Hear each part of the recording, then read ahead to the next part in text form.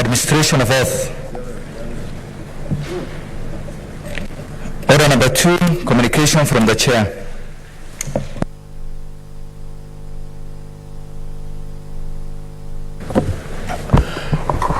Honorable Senators, I have a communication. I would like to acknowledge the presence in the Speaker's Gallery this afternoon of visiting members of the Secretariat from the National Assembly of Gambia. The delegation is undertaking a one-week study visit on preparation of Parliament's budget, development of budget of parliamentary committees, engagement mechanism between Parliament and the National Treasury, regulations governing the parliamentary service, accountability mechanisms for the service, and facilities accorded to parliamentarians. The delegation comprises of the following, and I'll ask them to stand as I read their names. Mr. Mamadou A. Sise, Clerk of the National Assembly. Mr. Daniel Cardos, Deputy Clerk, Legislative Business. Mrs. Isto Kasama, Director, Research and Library. Mr. Kibayu Jana, Director, Communications. Mr. Alhagi Dumbuya, Director, Hansard. Honorable Senators, in our usual tradition of receiving and welcoming visitors to Parliament, I extend a warm welcome to them, and on behalf of the Senate and on my own behalf, wish them a fruitful visit. Thank you. Next order. Order number 3, messages. Order number 4, petitions.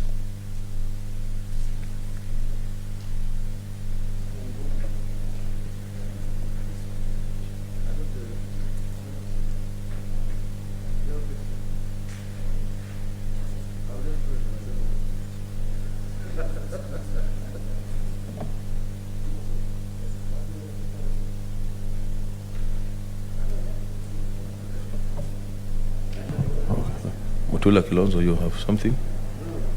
Okay. Then Senator Njeru Ndwiga. You wanted to?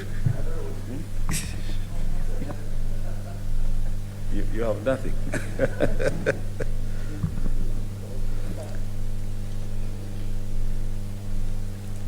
Thank you, Mr. Speaker, sir. I have a petition from the Catholic Diocese of Embu. Mr. Speaker, we, the undersigned citizens of Kenya, and in particular representatives of the Diocese of Embu, trustees of the Catholic Church, and the community managers of the St. Angela Embu Children's Home, and residents of the Embu County, draw the attention of the Senate to the following. 1, that the Diocese of Embu trustees is currently the owner of the piece of land, Embu Municipality, Embu/Municipality/375. They hold a lease dated the 13th day of July, 2012, as evidence of ownership. The lease is for 99 years from 13th July 2012. That the Diocese of Embu trustees has been running a children's home on the said plot under the name St. Angela Embu Children's Home from the year 1960 to date. The children's home has always been under the custody, occupation, and management of the Diocese of Embu from the pre-independence days, at independence, and post-independence. When the diocese applied for a lease of the land where the home now stands, the lease was gladly given by the government on the 13th July 2012 for 99 years. That, to the dismay of the diocese, individuals calling themselves the Child Welfare Society of Kenya laid claim to the home by force, but this was resisted and repelled. There was a court intervention, and the invaders were pushed out and law and order restored. The Child Welfare Society of Kenya has never run the home, even for one day, since its inception to date. That again, to the dismay of the diocese, its attention was drawn to two items appearing in the Kenya Gazette, one dated 22nd January 2016 and the other dated 17th July 2017.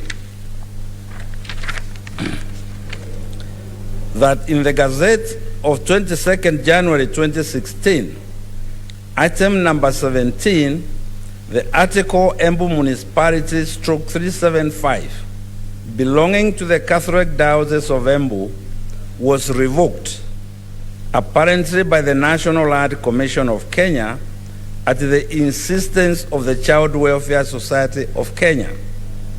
That in the Gazette of 17th July 2017, item number 30, title Embu Municipality Stroke 375, the Chief Land Registrar was directed to revoke the title held by Catholic Diocese of Embu.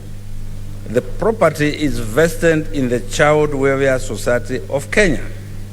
The notice was given by the National Land Commission of Kenya. That the Child Welfare Society of Kenya, buoyed by the two publications, again attempted to force their way into the home, but this was repulsed by the diocese. That the current position is that the diocese is the legitimate and legal owner of plot number Embu Municipality 375. They are in possession of the home, they run the home, and have the unexpired lease. The diocese is concerned that their lease to Embu Municipality 375 was declared cancelled by the Land Commission of Kenya at the insistence of Child Welfare Society of Kenya, the hopeful beneficiaries of the alienation. That the purported act of the alienation continues to threaten the petitioners, since the Land Commission has already reassured the Child Welfare Society that it has revoked the title and recommended a new lease be issued to them. That the matter has been in court severally, but never finally resolved. It is the Child Welfare Society of Kenya that triggers these court interventions by surprise, forced attempts at occupation, alienation, and eviction. That the petitioners have made efforts to have the matter addressed by the relevant bodies, all of which have not been fruitful. That currently there is no dispute pending in court of law, constitutional, or any other legal body. Wherefore, your humble petitioners pray that the Senate do investigate this matter and initiate a process to ascertain if the true owners of the parcel of land, Embu Municipality 375, are Diocese of Embu trustees. Recommend for the cancellation or otherwise set aside the contents of the two Gazette notices, specifically Gazette Notice number 6 of 22nd January 2016 and Gazette Notice number 97 of 17th July 2017.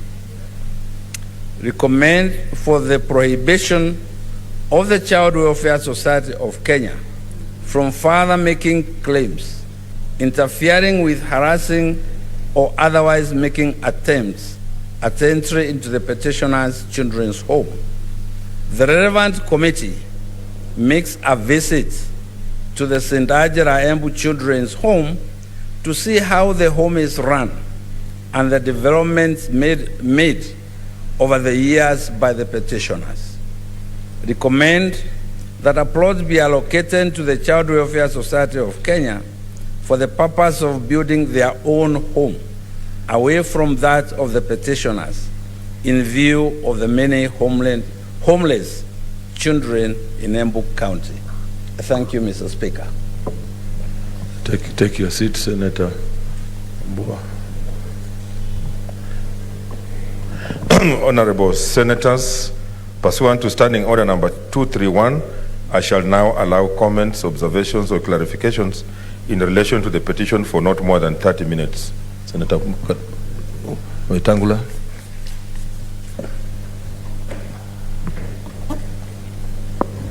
Thank you, Mr. Speaker. First, I join you in welcoming our visitors from the Gambia, a country that is an active member of the Commonwealth and the African Union, and a country that has enjoyed a good relationship with Kenya. Feel welcome, and we hope you'll pick something from us as your bigger brothers in continental politics. And remember me to Ami Bensouda, who was my classmate at the School of Law in Kenya, and who remains a very good friend. Mr. Speaker, I've listened to this petition very carefully, and it paints a very poor picture of the National Land Commission. If indeed, and I've no doubt that the distinguished senator for Embu, a respected member of this House, a former cabinet minister, the facts he's read out to us are plausible and reasonable. And Mr. Speaker, if the Land Commission can issue a title to an institution without carrying out a thorough inquiry and listening to the Catholic Diocese of Embu, then it's a very sad affair indeed. Because, Mr. Speaker, we are told the diocese has owned this property pre-independence, at independence, and post-independence, with the developments thereon. This other profit-making organization called Child Welfare Society of Kenya is obviously a trespasser and an intruder. And I would want to encourage the Committee of Lands, Mr. Speaker, to appreciate, one, the role the Catholic Church and indeed other churches have played in the social development and social welfare of our country, in provision of schools, which are well managed, in provision of health facilities, which are sometimes much better than those offered by the government, and above all, looking after and protecting dispossessed and destitute children. That an organization that is profit-driven can enter their property and lay false claim and then be aided and abetted by the National Land Commission is something this House cannot condone. And I want to urge the committee, Mr. Speaker, to move quickly and restore the property rights of the Catholic Church. The Catholic Church, Mr. Speaker, has a long positive history in this country and has never been cited in any situation where they encroach on anybody's property or grab anybody's property. And in this case, it's very clear they are the aggressed, they are the victims, and they have sought protection in this House. So I want to urge, Mr. Speaker, that we support our colleague from Embu in giving justice not only to the church but the children under their tutelage and care, because they do many, many positive things that even the national government doesn't do. And I want to urge the Land Commission to be careful not to dispossess institutions that command proper and thorough respect from the people of Kenya. I support, Mr. Speaker, and I volunteer to my brother that I will sit in this committee as a friend of the committee to defend the interests of the church, which also happens to be my church. Thank you. Senator Mutula Kilonzo Jr.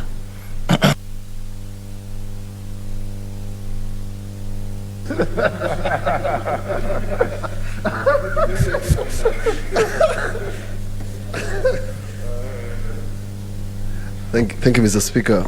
I want to declare my interest also, and my interest is that part of my family, and particularly my wife is Catholic, and therefore I want to support this petition. But more importantly, the previous commission, because the 2016 Gazette notice must have been the previous commission, chaired by Swazuri.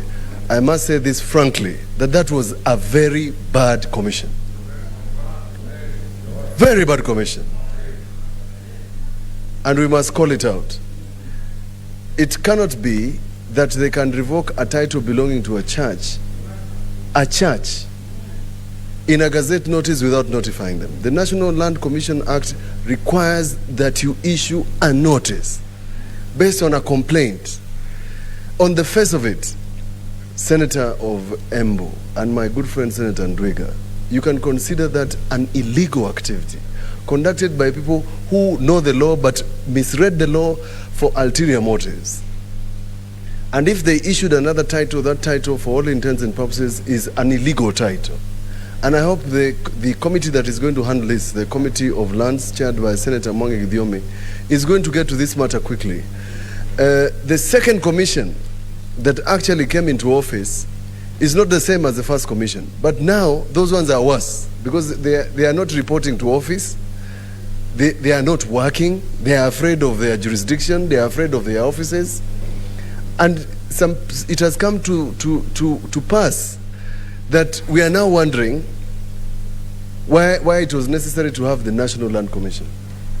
Senator Ndwiga, I'll have you know that when I raised the question of historical injustices on the floor of the Senate in the last Parliament, our neighbor house went and amended the jurisdiction of the National Land Commission to the extent that that commission in itself is such a toothless bulldog. There is nothing they can do about illegal activity concerning public land. But remember, the title to the church was not public land. So on what basis did they revoke the title of the Catholic Church? Yet it's not public land, it's private land. That's why I'm saying the Swazuri-led committee is good. It came and went. But this committee should also interrogate the jurisdiction of the National Land Commission so that we know whether Kenyans can trust the National Land Commission to address historical injustice. Senator Wetangula was in the Serena team, and they're the ones who came up with these amendments to include a National Land Commission. We must ask, and a report must come to show, are we satisfied as Kenyans that this commission has fulfilled what we wanted it to do in Agenda 4? Visit the question of illegal activity concerning land, and this has come at a good time because the question of land always comes up during elections. And we must call them out because people will lose their land, people will be chased from their land so that people can grab those pieces of land. And therefore, I hope that we can resolve this matter quickly, and you have my support, just like Senator Wetangula. Call us so that we can read the Riot Act, if not the 10 Commandments, to the National Land Commission. Thank you. Senator Langat. Thank you, Mr. Speaker, for giving me this opportunity to also support strongly this particular petition from the people of Embu through their hardworking Senator Ndwiga. I want to say that, as my fellow senators have said, Mr. Speaker, the Land Commission in this particular country has really failed to measure up to their duties. First, I want to say that it is during this particular time in history that we are actually realizing that the commission is so regulous to the point that there are so many duplication of title deeds. Even where I come from, it's unfortunate that you can get a plot today and tomorrow someone else has a title deed and you have another one. So this particular commission, I think, is mad with a lot of corruption. And I want to say that it is a great shame, and something must be done by the committee, by the respective committee from this particular house. This is a time, Mr. Speaker, that we've realized the highest number of land evictions. You see, even here in Nairobi, there are a lot of evictions, illegal evictions. People are evicted today, and tomorrow they have got title deeds to show that they are rightful occupants of particular areas of land. This is the time, during this particular time of this particular commission, the Swasuri and the current one, whereby in Kericho and Bomet, we were shocked to realize that they have already leased the land to the multinational companies without involving the locals. There was no public participation. And to make the matters worse, the leasing rates they used are the rates of 1960s. So it's somehow they actually leased our land almost free to multinationals. So I want to say that this particular, there are a lot of cases that are coming up during this particular time. It's very alarming. So this one of Embu, actually, every one of us must have been touched by the Catholic Church in one way or another. Particularly myself. I went to a Catholic-sponsored school, in primary school. When we were young, it was the only church that was closer to us. And that is where we had our foundations of Christianity. We've seen how hardworking the Catholics are as far as supporting educations and homes for the needy in this particular country. So to allow an idling society to come and grab the land for the Catholic Church is not allowed. This one is unacceptable in our society. And I would like to encourage the committee that will take over this particular issue seriously to handle this case and others, and even interrogate these particular land commissions to see if they are still necessary in our country, or else we should even change and get something else that will help Kenyans streamline land issues. I support this petition, and I really sympathize with the Catholic fraternity for the land they have been crafted from. Thank you, Mr. Speaker. Senator Sakaja.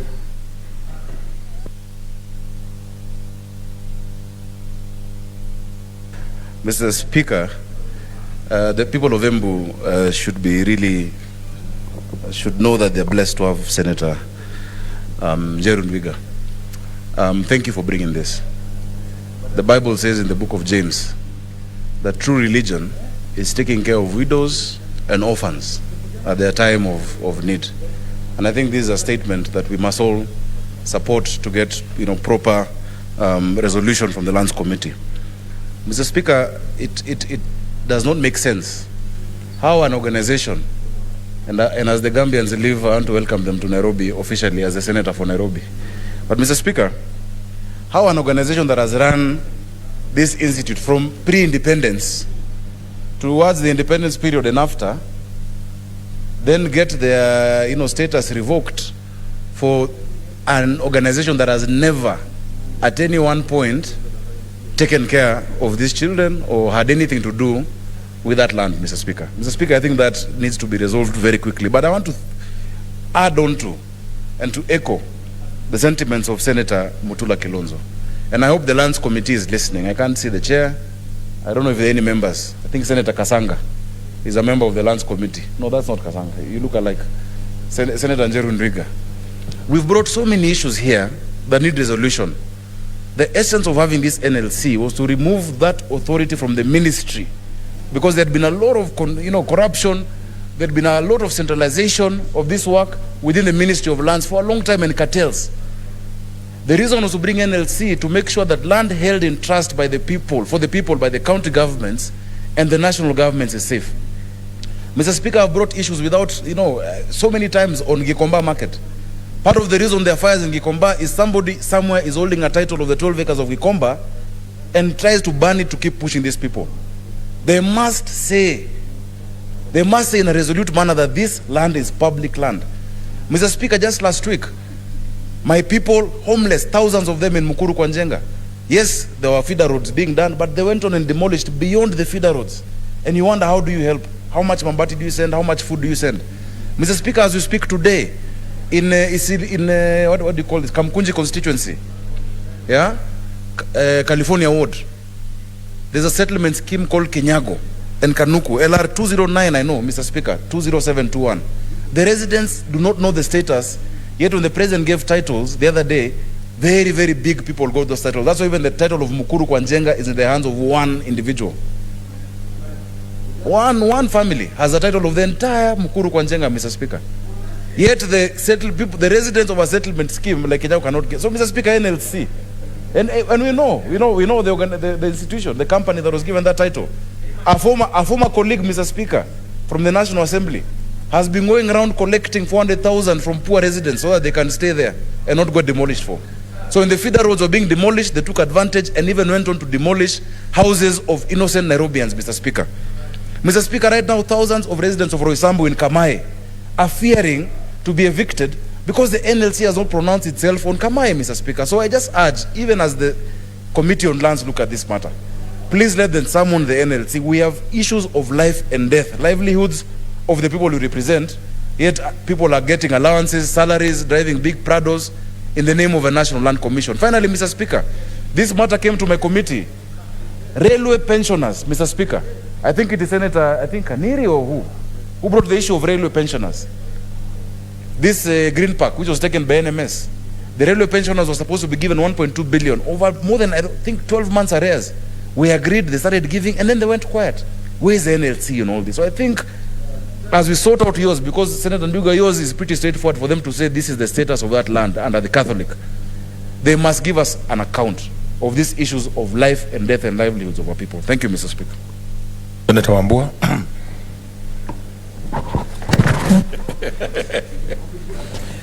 Thank you, Mr. Speaker. Mr. Speaker, I want to take this opportunity to really thank my senior colleague, Senator Ndwiga, who is also the chairman of the Agriculture Committee, where I'm the vice chair, for bringing up this petition on behalf of the trustees of the diocese, the Catholic Diocese of Embu.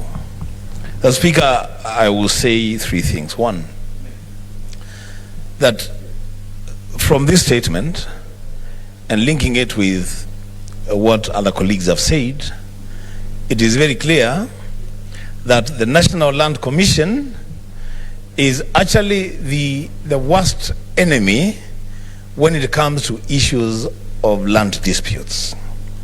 That instead of the National Land Commission ensuring that there is propriety in land ownership, they are perpetrating what would easily amount to criminal acts. The Speaker, I say this because it is unimaginable how the National Land Commission would issue a title to the Catholic Diocese of Embu in 2012 for a lease period of 99 years, and then 4 years down the line, they are revoking the title and issuing the same title to another private institution. The Speaker, what is even more baffling is to learn from the petition that the Diocese of Embu has been running the children's home on that land for many, many years. And that at no time, Mr. Speaker, has the Child Welfare Society of Kenya been involved in the running of that home. And all of a sudden, the Child Welfare Society comes in and lays a claim on the land and the home. And the NLC tries to justify that by issuing a title. The Speaker, I want to say the following. That personally I've had run-ins with the National Land Commission on the issue of compensation of land for persons affected by the project of the road from Kibwezi to Migwani. And it has taken my intervention and the intervention of the Senator of Makueni, my brother Senator Mutula Kilonzo Jr., for the NLC to even begin to look at a process of compensating the landowners. To date, that compensation has remained a sham. Nobody knows who is being compensated and the procedure being used to compensate people. Mr. Speaker, on the strength of this petition from the Senator of Embu, I would request that I know, yes, Mr. Speaker, you are going to direct that this statement, this petition, be handled by the relevant committee, but over and above, Mr. Speaker, the direction on where this petition will go, I will urge you, Mr. Speaker, that you direct that the National Land Commission makes an appearance before a committee of the whole. So, Mr. Speaker, we deal with this petition and other issues attendant to the operations of the National Land Commission. Mr. Speaker, I support. Senator Naomi Wako.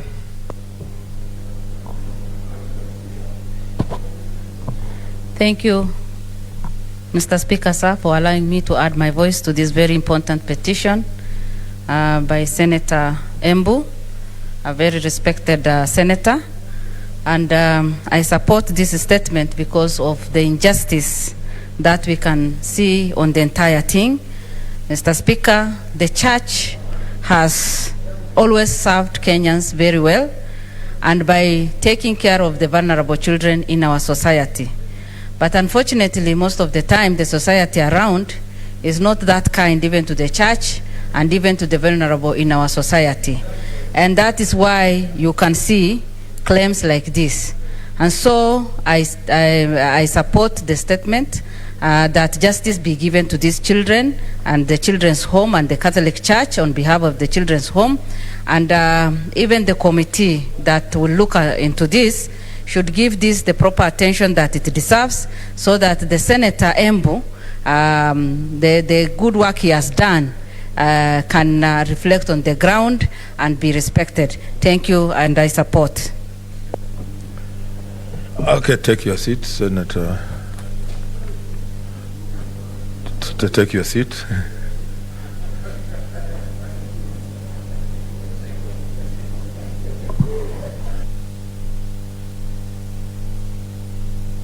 Take your seats.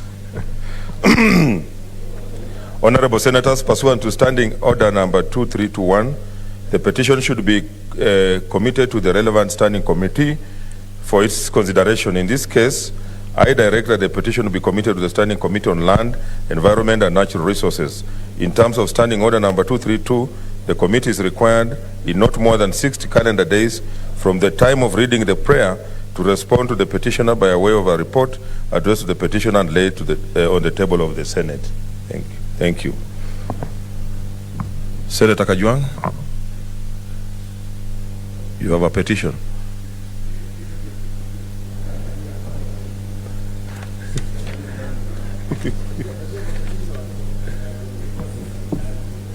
A report on the petition, yeah?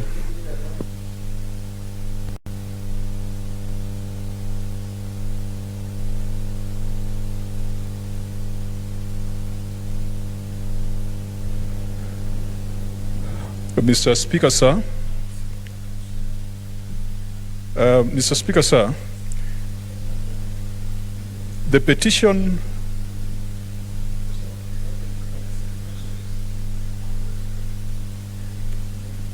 Mr. Speaker, sir, I beg to lay the following petition reported on the table of the Senate today.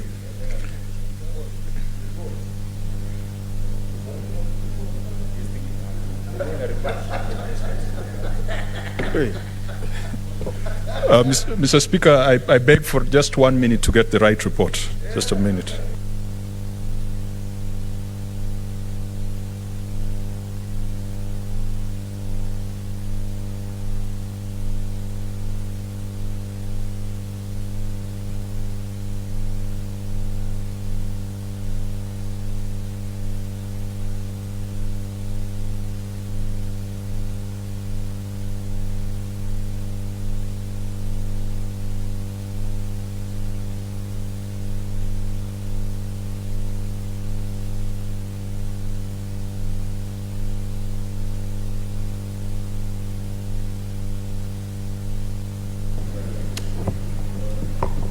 Mr. Speaker, I beg to lay the following petition reported on the table of the Senate Today, 17th November 2021, report of the Standing Committee on Devolution and Intergovernmental Relations on a petition to the Senate by Mr. Nashon Ogana concerning the boundary question between Kisumu, Siaya and Vihiga counties around Maseno area. And Mr. Speaker, if you permit me, then I could just highlight the key aspects that have been contained in this report. That's okay. Thank you, Mr. Speaker. Mr. Speaker, sir, the petition on the boundary dispute between Kisumu, Siaya and Vihiga counties around Maseno area was tabled in the Senate on the 1st of October 2020. The petition was submitted through the clerk of the Senate by Mr. Nashon Ogana, a citizen of the Republic of Kenya, on behalf of 16 petitioners and residents of the Manyore community of Vihiga, Siaya and Kisumu counties, and thereafter referred to the Standing Committee on Devolution. The petitioners submitted their prayers in line with Articles 37 and 119 of the Constitution and also in line with the standing orders. Mr. Speaker, sir, this petition relates to the historical county boundary dispute between Kisumu, Vihiga and Siaya counties, resulting in the alleged marginalization of the Banyore community. The committee undertook to investigate and determine the prayer of the petitioners pursuant to Standing Order 2322 of the Standing Orders of the Senate and invited the petitioners to give evidence in the matters raised in the petition. The committee also invited the county governments of Kisumu, Vihiga and Siaya counties, the Ministry of Interior and Coordination of National Government, Ministry of Lands and Physical Planning, the National Lands Commission and the National Cohesion and Integration Commission. Mr. Speaker, sir, whilst considering the petition, the committee made the following key observations. Number one, the committee observed that county boundaries can only be altered pursuant to Article 188 of the Constitution. Article 188(1) provides that the boundary of a county may be altered only by a resolution recommended by an independent commission set up for that purpose by Parliament and passed by the National Assembly with the support of at least 2/3 of all of the members of the Assembly and the Senate with support of at least 2/3 of all of the county delegations. Number two, Mr. Speaker, the Senate observed that there is currently no sufficient legal framework to address the alteration of county boundaries. The committee further noted that the Senate recently republished, considered, and passed the County Boundaries Bill, Senate Bill number 20 of 2021, and referred it to the National Assembly for consideration. This bill, and Mr. Speaker, I want to congratulate the senators who have been consistent in calling upon this bill to come to the House, which it has done, and it's now in the National Assembly. This bill will cure the current scenario where the boundaries of the districts in the Districts and Provinces Act are deemed to be the boundaries of the corresponding counties. Further, the bill will enable the resolution of county boundaries between counties through a mediation process. The bill will also give effect to Article 188 of the Constitution by providing a mechanism for alteration of county boundaries by establishing an independent County Boundaries Commission. It will also ensure that a high threshold is met before the boundaries of any county are altered. And Mr. Speaker, I wish to congratulate this House for passing the bill. Thirdly, concerning the alleged discrimination of the Banyore community, especially in terms of employment and service delivery, the committee observed that Siaya and Kisumu counties requested the petitioners to raise their issues with the county governments and undertook to address the allegations of discrimination. Further, the committee observed that on the matter of discrimination in employment, access to services, and the equitable distribution of resources, the National Cohesion and Integration Commission had undertaken an audit and collected data and the data was submitted for analysis. Further, the committee noted that NCIC had undertaken to ensure if there is any discrimination identified, corrective measures shall be put in place to guarantee the equitable distribution of resources. Consequently, Mr. Speaker, sir, the committee makes the following recommendations: that the county governments of Vihiga, Siaya, and Kisumu should collaborate on a framework to address the concerns raised by the petitioners with regard to access to services and public amenities for the communities in the border areas. Secondly, that the National Cohesion and Integration Commission should continue to engage the local communities living along the Vihiga, Kisumu, and Vihiga, Siaya county borders in peace-building activities to ensure peaceful coexistence in the disputed area, and that the National Assembly should prioritize and expedite the consideration of the County Boundaries Bill, Senate Bill number 20 of 2021, to provide an avenue for the review of county boundary disputes. Mr. Speaker, the committee wishes to thank the officers of the Speaker and the Clerk of the Senate for the support extended to the committee in execution of its mandate. The committee also wishes to thank the Senator for Vihiga, Senator George Kaniri, who provided very, very important first-hand information and experience and helped the committee to better understand the concerns of the petitioners. We also thank the petitioner, Mr. Nash Ogana, the county governments, and all those parties that came before the Senate. It is now my pleasure and duty and privilege, on behalf of the Standing Committee on Devolution and Intergovernmental Relations, to present to the Senate this report on the petition on the boundary dispute between Vihiga, Kisumu, and Siaya counties. Thank you, Mr. Speaker. Senator George Kaniri.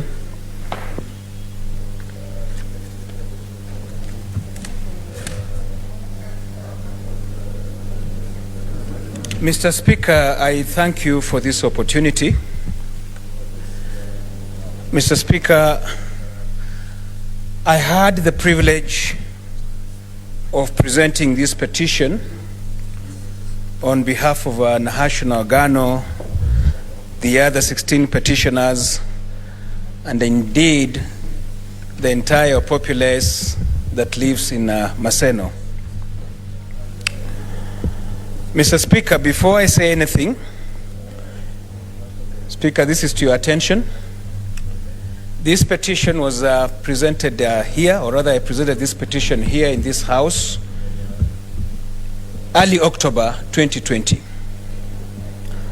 Our standing orders, and to be precise, standing order number 232, paragraph 2, states very clearly that once a petition has been presented to this House, the Speaker will assign a committee, a standing committee, to handle it, and within 60 days, they must be able to report back to the House. 60 days. 60 days is 2 months. So ideally, if we were to follow that, then they should have reported back to this House by December last year. This is the petition report was signed on October 22nd, which was exactly 1 year, 20 days from the day I presented the petition to this House. Mr. Speaker, there are two things. We either amend our standing orders, because we cannot perpetually flout our own standing orders. It is clear, it says 60 days. The report should be here in 60 days. This is 1 year. Justice delayed, Mr. Speaker, is justice denied. So we either amend our standing orders so that we can give committees ample time to work on this petition, or we find a mechanism to enforce that provision of the standing order, so that petitions are reports are tabled within 60 days. Mr. Speaker, we take this for granted, because I expect in 60 days, if they are not even ready with the report, they should come and report progress. We are taking our own standing orders so casually. The petitioners were told that you will get your report in 60 days. It is now 1 year, 22 days. Mr. Speaker, that is for you and the leadership of the House to look at. Mr. Speaker, this was a petition by very ordinary citizens. I see there's some allusion that it is politically instigated. No. I want to put it on record. It's very, very clear that the petitioners are very ordinary Kenyans who have been to so many places to solve their problem. By the way, Senate was not the first stop. These people, first of all, went to the defunct Interim Independent Boundaries Review Commission, IIBRC. I think that was the one that was led by Andrew Legale, right? They didn't get justice. They went to the Review Commission. They went to the Truth and Justice Commission, TJRC. They didn't get justice. They went to the National Cohesion and Integration Commission. They didn't get justice. They went to the National Assembly. They didn't. And by them coming to Senate, they were confident that they will get justice. Mr. Speaker, I want to thank Senator Chairman Kajwang and his committee. They tried their best. Even as we embarked on this petition, I was so sure the main prayer of altering the boundaries would not be solved by this House or by that committee.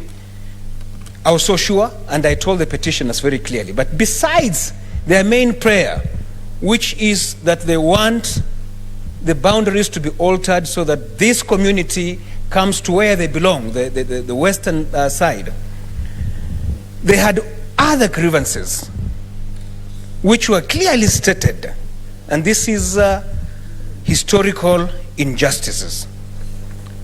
Mr. Speaker, they are complaining of discrimination in terms of job opportunities, marginalization in terms of development, marginalization in terms of elective and administrative appointments. I expected Senator Kajwang's committee would come out with very strong recommendations, because when you tell them that you go and raise these issues with the county governments, those are the oppressors. They can't go back to their oppressors to complain. So they came to Senate so that they can get solution. So we expected that all the issue of historical injustice that has been meted on these people, this House, surely we have the powers to handle that one. We can make recommendations. Their ultimate prayer, Mr. Speaker, was the alteration of boundaries, and I told them very clearly that that can only be solved after the Senator Mutula Kilonzo sponsored bill on county boundaries bill. I want really to thank Senator Mutula Kilonzo, because we got onto this in the last Senate, and I think that was like the third time Senator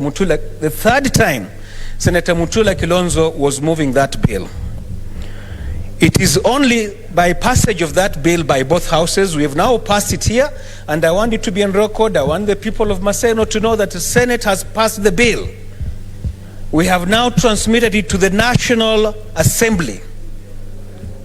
It is only by passage of that bill that we will find mechanisms to alter those boundaries, because it will lead to the formation of a commission that we will present our grievances to, and they will look into the facts that we have, and I'm sure the commission will give us justice.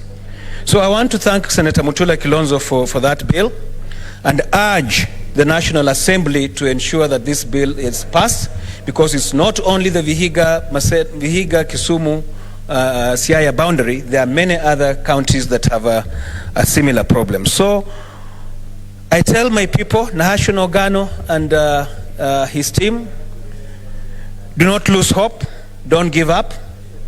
The bill is in the process. Once the bill goes through, I'm still on this matter. We'll pursue this matter to its logical conclusion, to see to it that my people in Maseno get justice. Thank you, Mr. Speaker.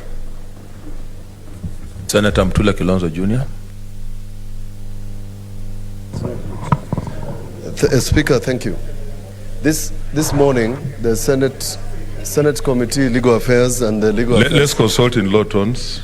This morning, the Senate Legal Affairs Committee, together with the Committee on Security, was supposed to meet the Cabinet Secretary Interior, Cabinet Secretary Lands. Speaker, it will surprise you, they didn't come. And they didn't come. They sent their juniors who were shown the door. Mr. Speaker, I raise this because part of the petition by Senator Haniri was supposed to be heard today. And Mr. Speaker, the reason I raise this is at some point, Speaker, we want a ruling. We are working in vain. We are getting tired of your directions being violated by cabinet secretaries. This is not the only one. The one before Sakaja, same thing has happened, Senator Sakaja. And Mr. Speaker, our work is getting extremely frustrated. But to thank Senator Aneri for the industry he has put in about this boundary issue. It is the motivation that made me actually move that bill 4 times, not even 3, 4 times. And Mr. Speaker, you are aware that the National Assembly leadership has called us for a meeting to deliberate on bills that are pending on both sides. If there's one bill, Mr. Speaker, that will cement the legacy of this Senate, is the county boundaries bill. Because it will resolve all the problems that are in Meru, Isiolo, Vihiga, Taita Taveta, and Kisii, and many other places. Because it will provide a formula for people to sit down and find a solution to their problems without fighting. So, Mr. Speaker, in your things to do, please write down county boundaries bill and put all of us in priority, because I think this is part of your legacy too, so that when, God willing, the people of Bungoma elect you as their governor, Mr. Speaker, you're going to waive the County Boundaries Act if something arises in Bungoma. Thank you. Senator Mohamud. Mr. Speaker, let me also add my voice to this issue. Mr. Speaker, the issue of county boundaries, I think is a big problem in the country. I thank the petitioners for this. I think the only way it can be solved is actually, according to Article 188 of the Constitution, is to have the Boundaries Commission. And as said by my colleagues, I think National Assembly is sitting on that bill, which was moved by Senator Mutula Kilonzo. I think the boundary matter has now taken security dimension. This morning, a security committee, I think before us, was several questions which are actually concerning conflicts that have arisen as a result of boundary problems. And we've been talking about this for several years now. This constitution has been in place for the last 11 years. And it's only fair that a matter which is very, important in this country, which is recurring every other day, the boundaries of counties must be dealt with. Boundaries, normally when they are made, these physical features, some may disappear. People who knew where the boundaries were may not even be there. The several boundary issues, even within the county itself, might have changed. But we are dealing with the county boundaries between counties, and people have a lot of suspicion. In fact, a lot of Kenyans today even challenge the maps that exist. They think that maps are just drawn out by the ministry concerned at will. And this can only be solved when you have a boundary commission. I think I urge, the National Assembly, as the way the Senator, in the last remarks of Senator Kajwang, that matters of this nature must be prioritized. I think there's no controversy between the two houses on the matter of boundaries of counties. It will serve everybody. It will solve problems. And I urge, of course, like my colleague said, let that bill be fast-tracked so that you have a law in place and you have a commission in place that can deal with it. Now we are calling a Minister of Interior because it's a security matter, but they can do nothing. So I urge that that bill be fast-tracked. Thank you, Mr. Speaker, sir.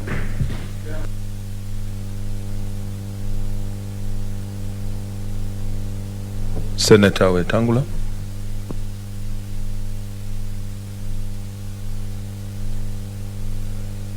Thank you, Mr. Speaker. Mr. Speaker, for a petition to lie in wait before a committee for more than a year is unacceptable.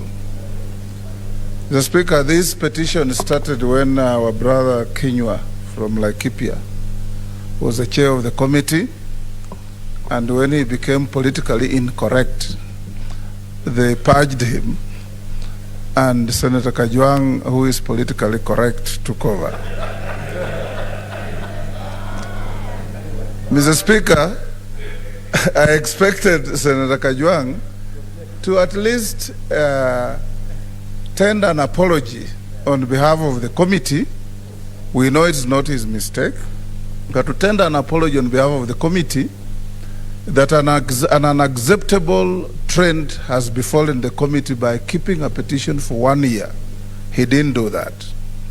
Mr. Speaker, we must salute the people of Bunyore for being law-abiding citizens. Because in certain areas, Mr. Speaker, we have seen between Isiolo and Garissa, between Makueni and Kajiado and other places, people just take up crude weapons and fight to restore and protect their territorial boundaries. That they came here means, Mr. Speaker, they have value and trust in this House. This morning, as Senator Mohamud says, we had a similar petition and statement before our Committee of Security. And Mr. Speaker, you'll be surprised to note that there are 10 flashpoints arising out of boundary disputes between counties. 10. And many more could arise, Mr. Speaker.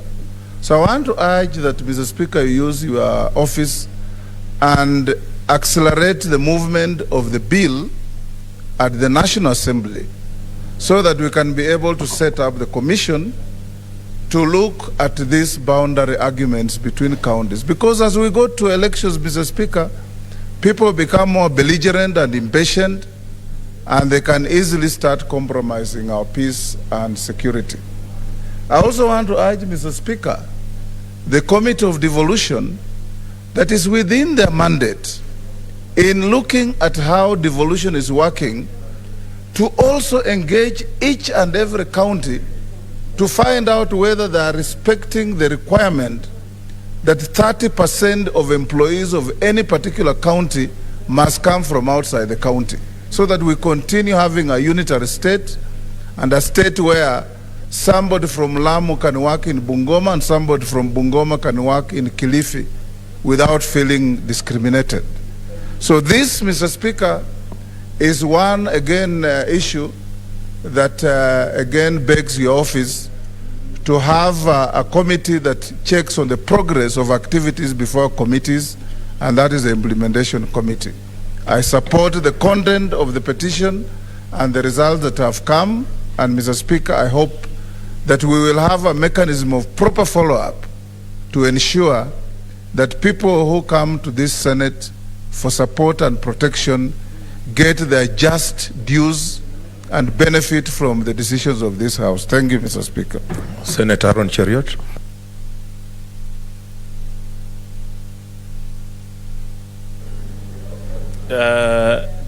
Thank you, Mr. Speaker, for this chance to also register my complaint alongside the rest of my colleagues with regards to the way this matter has been treated and the importance that lies therein. You will recall, Mr. Speaker, that on the day this petition was presented before this House, in the usual tradition where we get to make our comments about what we think about a particular petition. Yes, Senator, there's a point of intervention from Senator Kajwang. Mr. Speaker, this report has been brought by the Devolution Committee. Senator Cheriot is a very active member of the Devolution Committee. It means he cannot come on the floor of this House to criticize and scandalize his committee.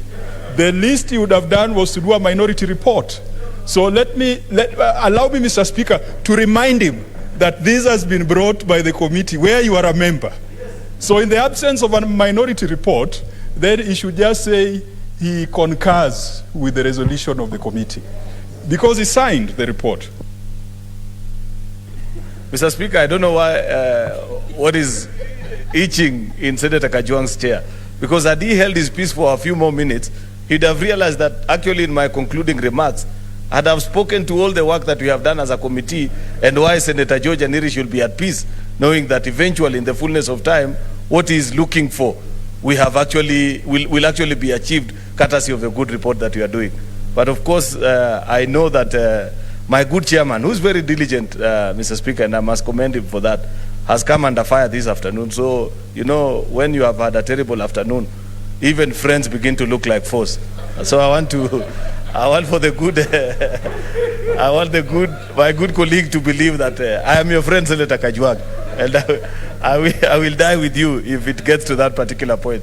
Anyway, back to what I was saying, Mr. Speaker, about the importance actually the second point that I was coming to was with regards to the county, the boundaries bill.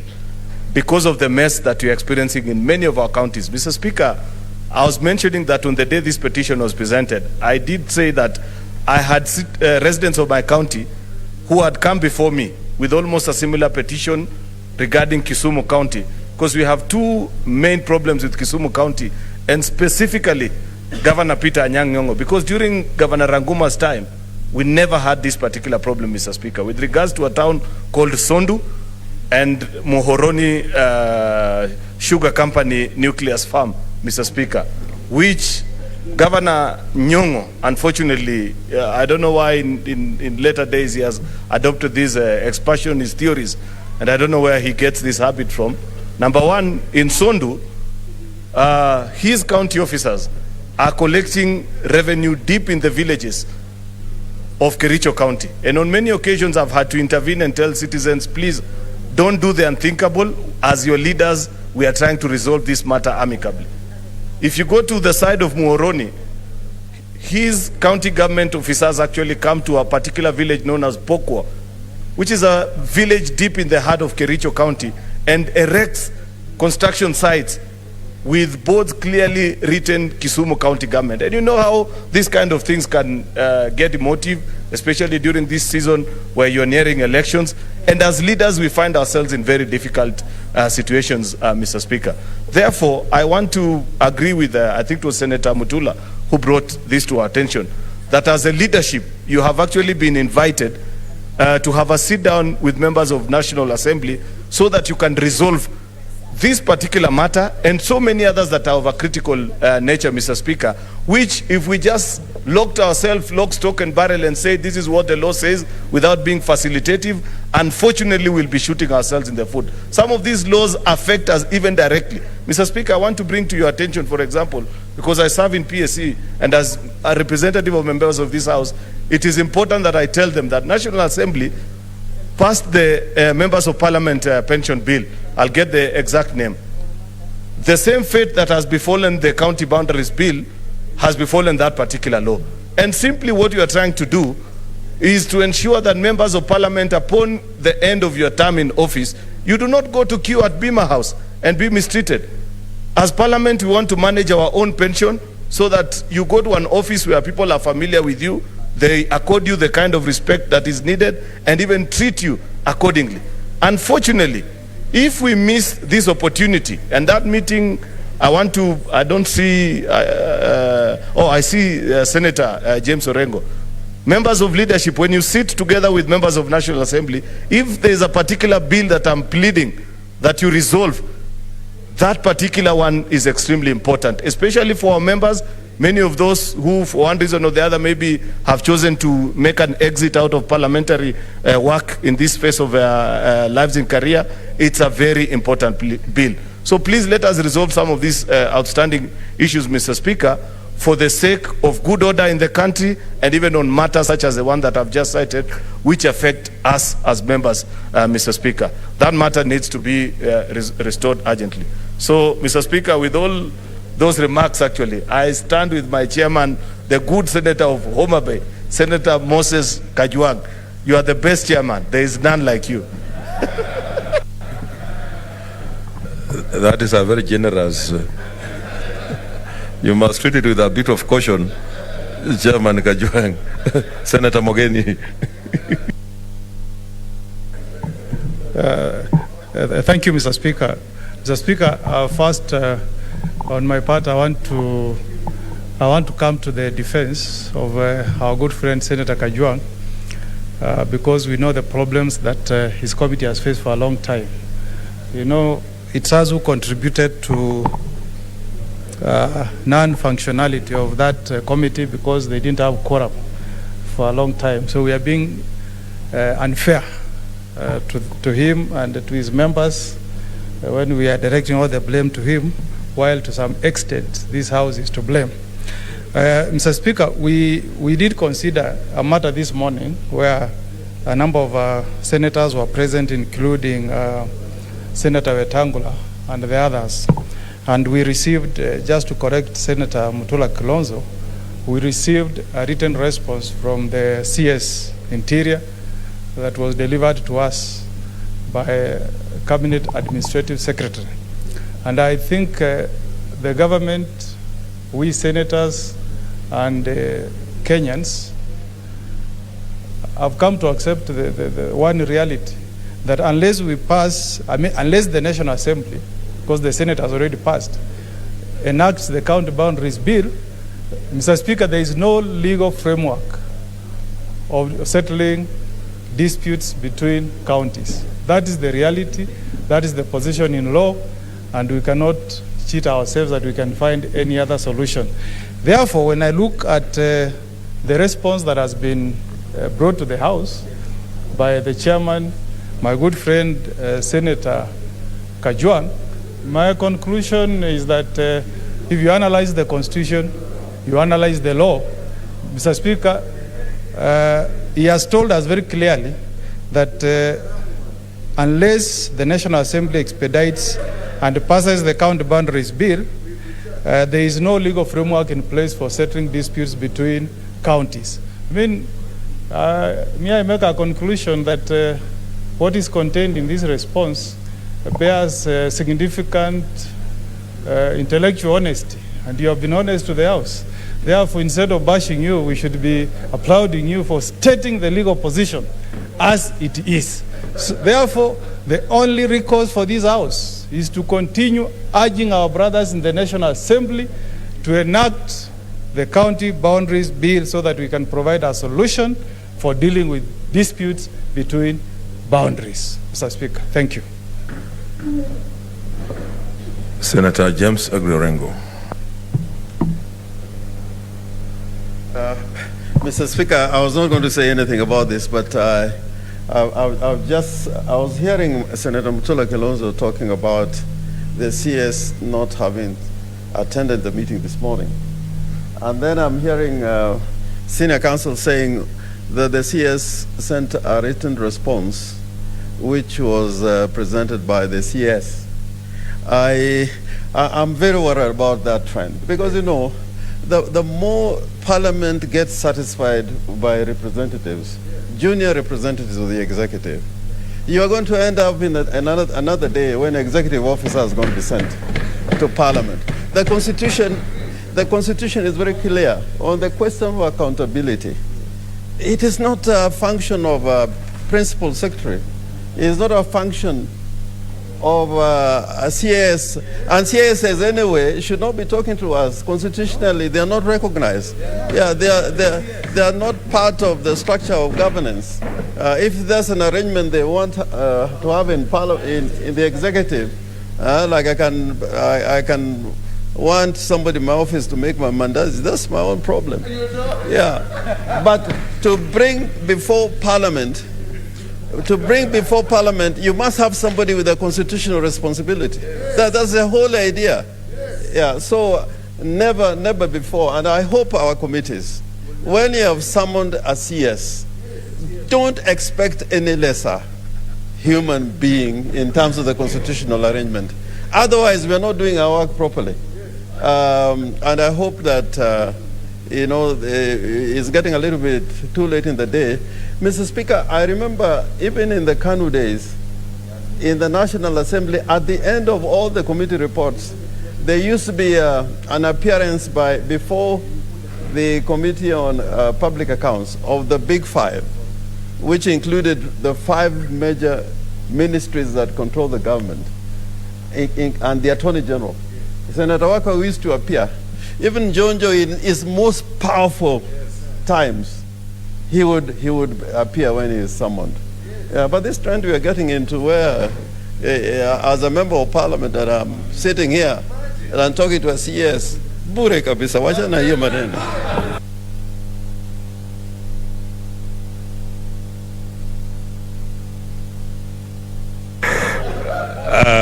Order, senators. I think that's a good note to end the petitions because our petition time is over. Our petition time is really over. We have to move to statements. I think it has ended well. Next order.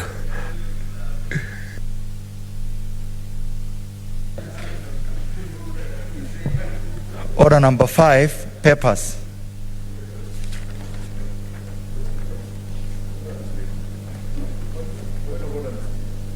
What's your point of order, Senator Sakaja? Mr. Speaker, you know, I seek your guidance. Because on top of course, what Senator Orengo has said has ended it well. But Mr. Speaker, we need your pronouncement and direction on this issue of cabinet secretaries refusing to appear. Because Mr. Speaker, we have issued, for instance, on the issue of sports, thrice. And I've been very hesitant, but we've had to issue summons. We've issued here, Mr. Speaker, even a censure motion on some of these CSs. You led us many months ago to a meeting with the coordinating team under CS Matiangi, and we agreed on how to be doing this. But Mr. Speaker, I think there is no goodwill. When we call them here, it is not for our benefit. And the CSs must know when we invite them, it's not like a coffee date, or am I available on this day, I'm not available. Even if you know you have a problem, come here and say that I need more time. Mr. Speaker, we are eroding the standing of Parliament. And we need, even if you had made that ruling, we need you, Mr. Speaker, to emphasize that accountability and oversight of Parliament is not a favor, it is not something optional that you discuss and agree. Mr. Speaker, it is a very big hallmark of our constitution, and we need you, Mr. Speaker, to lead from the front. Okay, Senator Mohamud.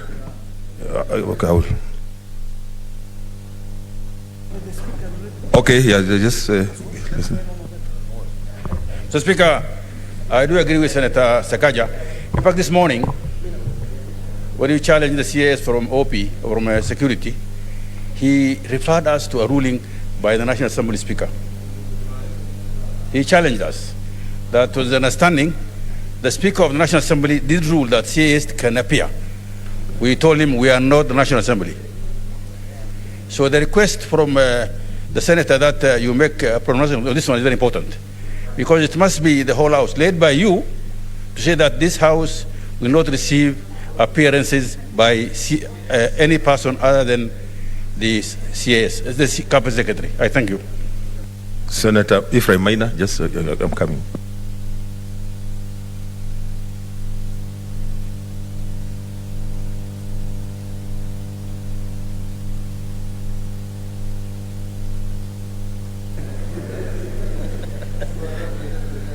Yeah, Mr. Speaker, I rise also to add my voice to this matter. I remember in this House, and you are on the chair, Mr. Speaker, somebody tried to propose that, CSs are very busy, so sometimes, and it was discussed in this House, Mr. Speaker, and I found some members here, and I rose to object, and I found some members here entertaining the idea that a PS, a CAS, or any John Walker can appear can appear on behalf of the CS.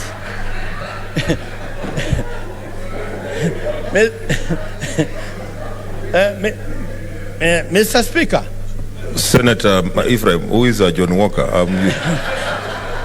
Well, I meant once you defeat from the CS appearing, or the minister, then you could have just somebody from the ministry. That's the one I'm calling a John Walker, you know, Mr. Speaker. Now, Mr. Speaker, I want to bring your attention to this matter because it was discussed, and we should go back to the Hansard and see what he said. I objected, and I believe also somebody else. But Mr. Speaker, we must come out clearly this House. And I want you to go back, revoke your powers, and communicate that for this House, we are dealing with the ministers. Not because it's our choice. It is the Constitution. They are responsible. They are not even, I must say, those who are appointed from the houses understood the law of why they have to appear.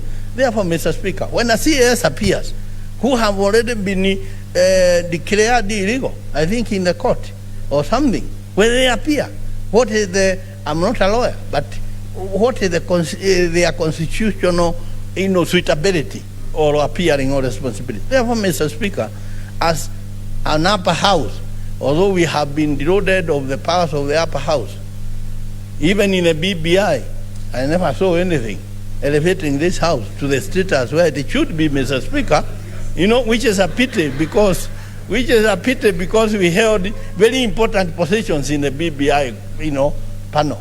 But somehow, this House has been delegated to what it is. If anything, maybe there is a recommendation for more women to join this House. But Mr. Speaker, let me finish by saying, Mr. Speaker, there should come out that it is not we choosing, it is not anybody's kind of judgment. It has to be the minister responsible. And Mr. Speaker, I think somehow you have to communicate that very clearly. Senator Wetangula, then Olekina.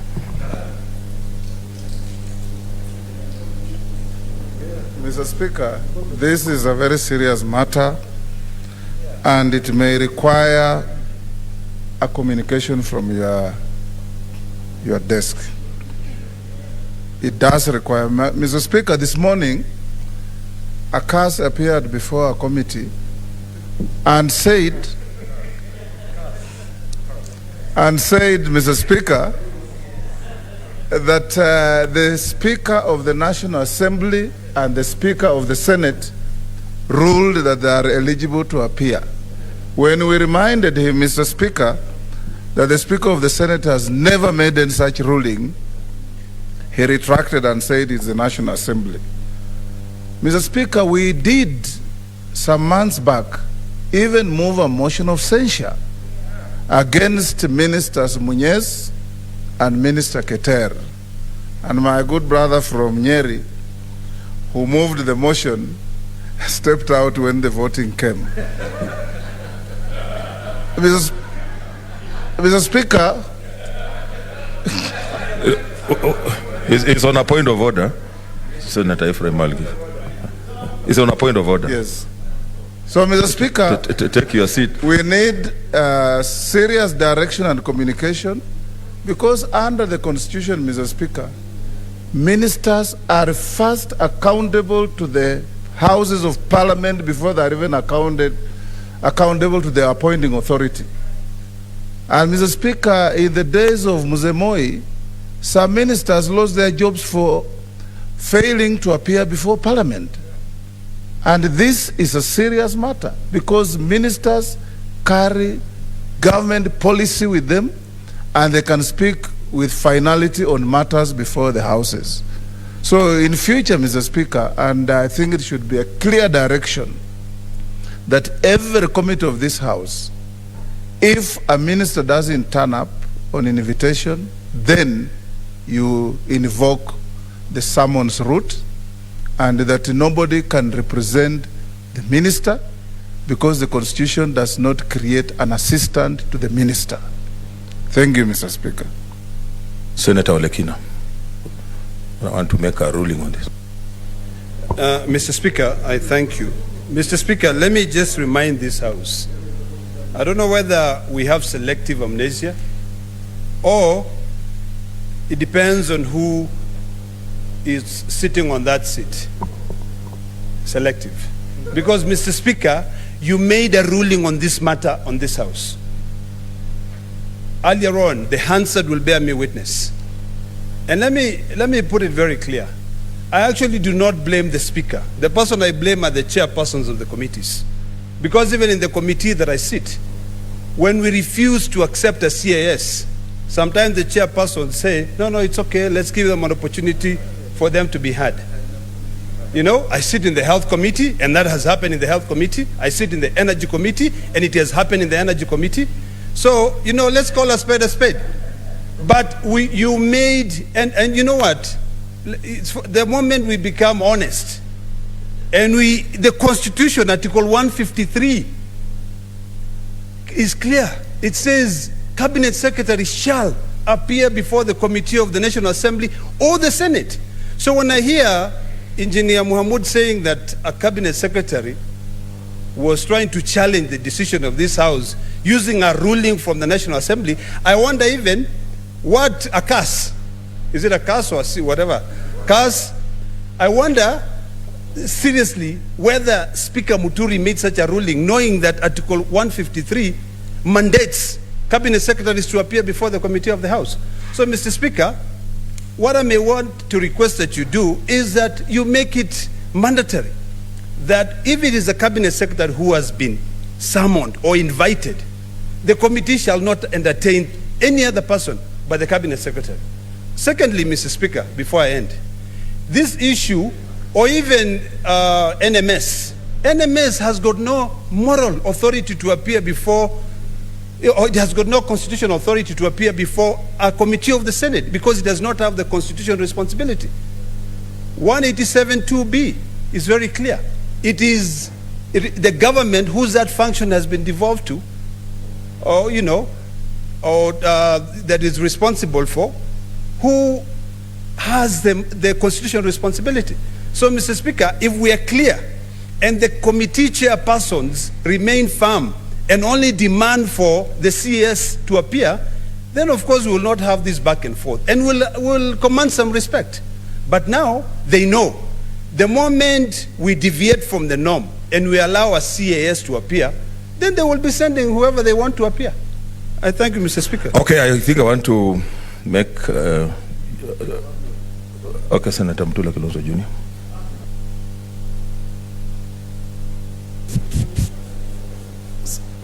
Speaker, as you give directions, I want to bring to your attention two things. One, if a person of the Deputy Speaker is sitting where you're sitting, that direction has come from your office. When your deputy issued an order against Cabinet Secretary Amina, she disobeyed. And I would hate to think she disobeyed because it was issued by your deputy. That's number one. Number two, when the Cabinet Secretary is then summoned by the committee, that Cabinet Secretary then writes to you a letter seeking an adjournment from you. That is wrong, because that matter, when you delegate it to the committee, should go to the committee. But what is even worse, when that Cabinet Secretary then writes to you directly that you come on a particular day, and this was 11th, she then refused to attend. What are we supposed to do, Speaker? When a Cabinet Secretary defies the order of a Deputy Speaker, which is the order of a Speaker, says they are coming on 11th, they refuse to come, and that order issued by the Deputy Speaker is then violated. Either we increase the fine, Speaker, or you do something that is extremely drastic. Because, Speaker, we are beginning to look as if we are a talk shop. As if we talk, and do nothing. But what is worse, Mr. Speaker, is a violation of an order from your desk. If an order can be violated from your desk, imagine what happens when a chairman issues a directive. The Cabinet Secretary then says, I spoke to your Speaker, I will not come. It's a serious dereliction of the Constitution and a violation. Bure kabisa. Okay, finally, Senator Cheruyot. Mr. Speaker, this is a very emotive issue, and so emotive is it. Mr. Speaker, you need to remind Senator Cherargei that this is not Cheptiret Market where you shout across when you want. Yes, Senator Cherargei, order. They are functioning, but I am the one to make the decision on who speaks. So please respect that. Senator Cheruyot. No, but also there's something you've forgotten to remind him. There's a procedure for how to catch the attention of the Speaker. Not shouting across to you as if we are in a cow market, Mr. Speaker. Anyway, Mr. Speaker, back to the point that I was making. Senator Mutula actually forgot a very important detail, because what he said is what I wanted to refer to. That actually, to make this Bismarck and bad attitude that our cabinet secretaries are developing towards this house, CS Amina chose the best day to actually show us this disdain that she has for us by violating an order from the Speaker on the same day that she had promised to appear before this house. That tells you that it's no longer even about us as a house. It has gotten to the point that even your word doesn't mean. Let me remind you, Mr. Speaker, that the seat you're sitting on is extremely powerful. So powerful is it that I remember last time, Mr. Speaker, that on one fine morning, your predecessor issued orders not to anybody else but none other than the Inspector General of Police, and gave them 10 minutes for police officers to vacate Parliament, and they vacated. That is what happens when people take Parliament serious. What is this that we have done? And how low have we sunk as a house to the point that cabinet secretaries, just mere appointees, people we vet are now ignoring us. Mr. Speaker, this calls, like I agree with what Senator Moses Wetangula is saying, it calls from serious introspection, first of all from you and the office that you hold. Before just giving any ruling, Mr. Speaker, I want you to take your time and give us a detailed ruling tomorrow at 2:30 so that you think through, have it properly drafted. Let it not just be a reference and saying, oh, we need to obey the Constitution. No, there must be sanctions on these ministers because that particular CS for sports, we must use her as an example alongside the rest that are continuing to ignore this particular house, Mr. Speaker, so that people know that if you ignore the summons of the people of Kenya, then there will be actually repercussions. People need to learn. There have got to be consequences, Mr. Speaker. So take your time, but bring us something credible for us to do. Finally, Mr. Speaker, I think also leadership has let us down. And I hate to say this because I do it with a lot of respect because I know Senator James Orengo is particularly here. There is a habit that has crept in to the leadership of Parliament where when you ask these cabinet secretaries why they never honor these summons, they said, but I pick up the phone call and call so and so, and they said it is okay, they were going to speak to the chairman. The chairman don't own these committees. These committees are owned by the people of Kenya. When you are summoned to appear here, I don't summon you as Aaron Cheruiyot. It is the 1 million residents of Kericho County who want to come here and give account of how you're treating their taxes and the money they pay you for you to be able to live as a good minister, Mr. Speaker. Therefore, take your time and guide us accordingly. This is a very important issue, Mr. Speaker. Order, senators. Senator Orengo.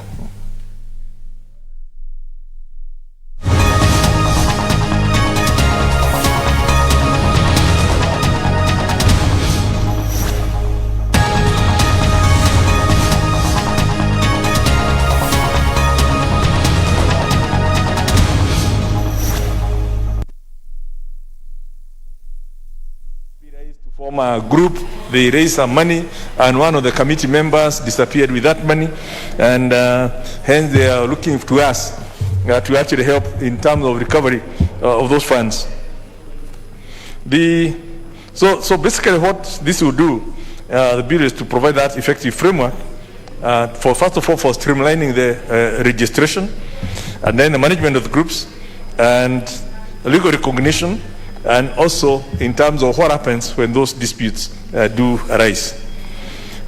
We do believe that if this bill is enacted into law, it will be beneficial to the public and the government in the following ways, among others, that it will provide that legal encourage for registration, management, and regulation of the community groups. It will create an enabling environment that promotes community empowerment, self-reliance, and sustainable development of the community groups and projects. And it will also provide for rights and protection mechanisms for members of the community groups, and also facilitating the collaboration and linkages between these community groups, the national and county governments, the financial institutions, and other partners. Honorable Speaker, for intents and purposes, this bill has in its aims that noble intention to streamline the law in respect to the community groups, which are undoubtedly the basic units of social development at the local level. As we debate, I urge members that we enrich it for the benefit of our fellow countrymen who rely on such social groups for personal growth and development. And Honorable Speaker, this, if we all know, our social dynamics, social development dynamics, is all tied to mobilizing the resources around our people. And the real empowerment we are talking of our people at the social level. But as we all know, without the legal framework, it's not unheard of every time when we are called for these fundraisers to hear cases of, or when you then ask the group, we fundraise so much for you, what did you do with the funds? And they all resort to finger pointing one another, blaming one another, and it loses, it kills the morale of people who would otherwise be helping the community groups. So what we are actually trying to do here is not only to protect the groups, but to incentivize other people to then, contribute through their philanthropic ways to helping intervene at the social level for some of the problems that need to be intervened at that level without necessarily having to resort to the governments at the different levels. So, Honorable Speaker, it's a very straightforward bill. I hope we can be able to get through it so that we can then share it with our colleagues in the Senate, because as you know, this bill will affect issues at the county level, and it will be good that before we close this session, it would be my desire and the desire of so many people who benefit from this, that this House is able to pass this bill. Then we can process it through the Senate, and the 12th Parliament could then come in as the Parliament that helped anchor the formality for the social community groups. So with those few words, I beg to move and recognize the efforts by the Committee on Labour and Social Services in the processing of this bill. I know the chair has had to leave to attend to some emergency and has nominated the Honorable Sankok to second on behalf of the committee. So I beg to move and request the Honorable Sankok to second. Anyone? The Honorable Sankok for seconding. Thank you very much, Honorable Speaker, for giving me this opportunity. And on behalf of my chairman, Honorable Kabinga Wadhayo from Mwea, and on behalf of the Departmental Committee on Labor and Social Welfare, it is my pleasant privilege and honor to second this motion on the second reading of the Community Groups Registration Bill 2021, National Assembly Bill number 20 of 2021, sponsored by the Leader of Majority. The bill underwent first reading on 8th June 2021. And Honorable Speaker, as you are aware, that community groups and self-help groups in Kenya so far are 271,400. They receive millions and billions of shillings from philanthropists and even sometimes from members who contribute, Honorable Speaker, and they are not regulated. That is why this bill is very important, and I urge all the members to support the committee in this endeavor to make sure that at least we regulate so that we don't have proliferation of thugs within such a very important community-based registration system.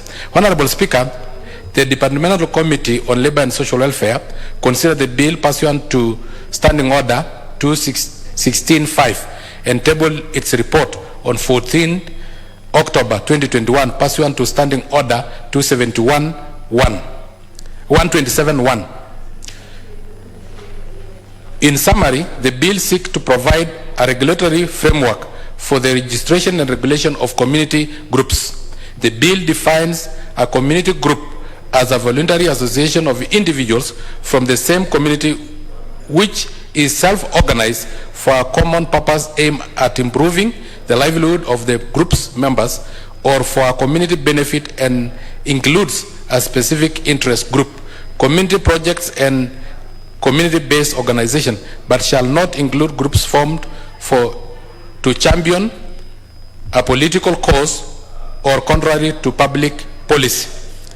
Honorable Speaker, as you have been told, these groups sometimes are because of special interest groups, persons with disabilities, older persons nowadays also form such groups, women through table banking and other groups, Honorable Speaker, and they are organized groups.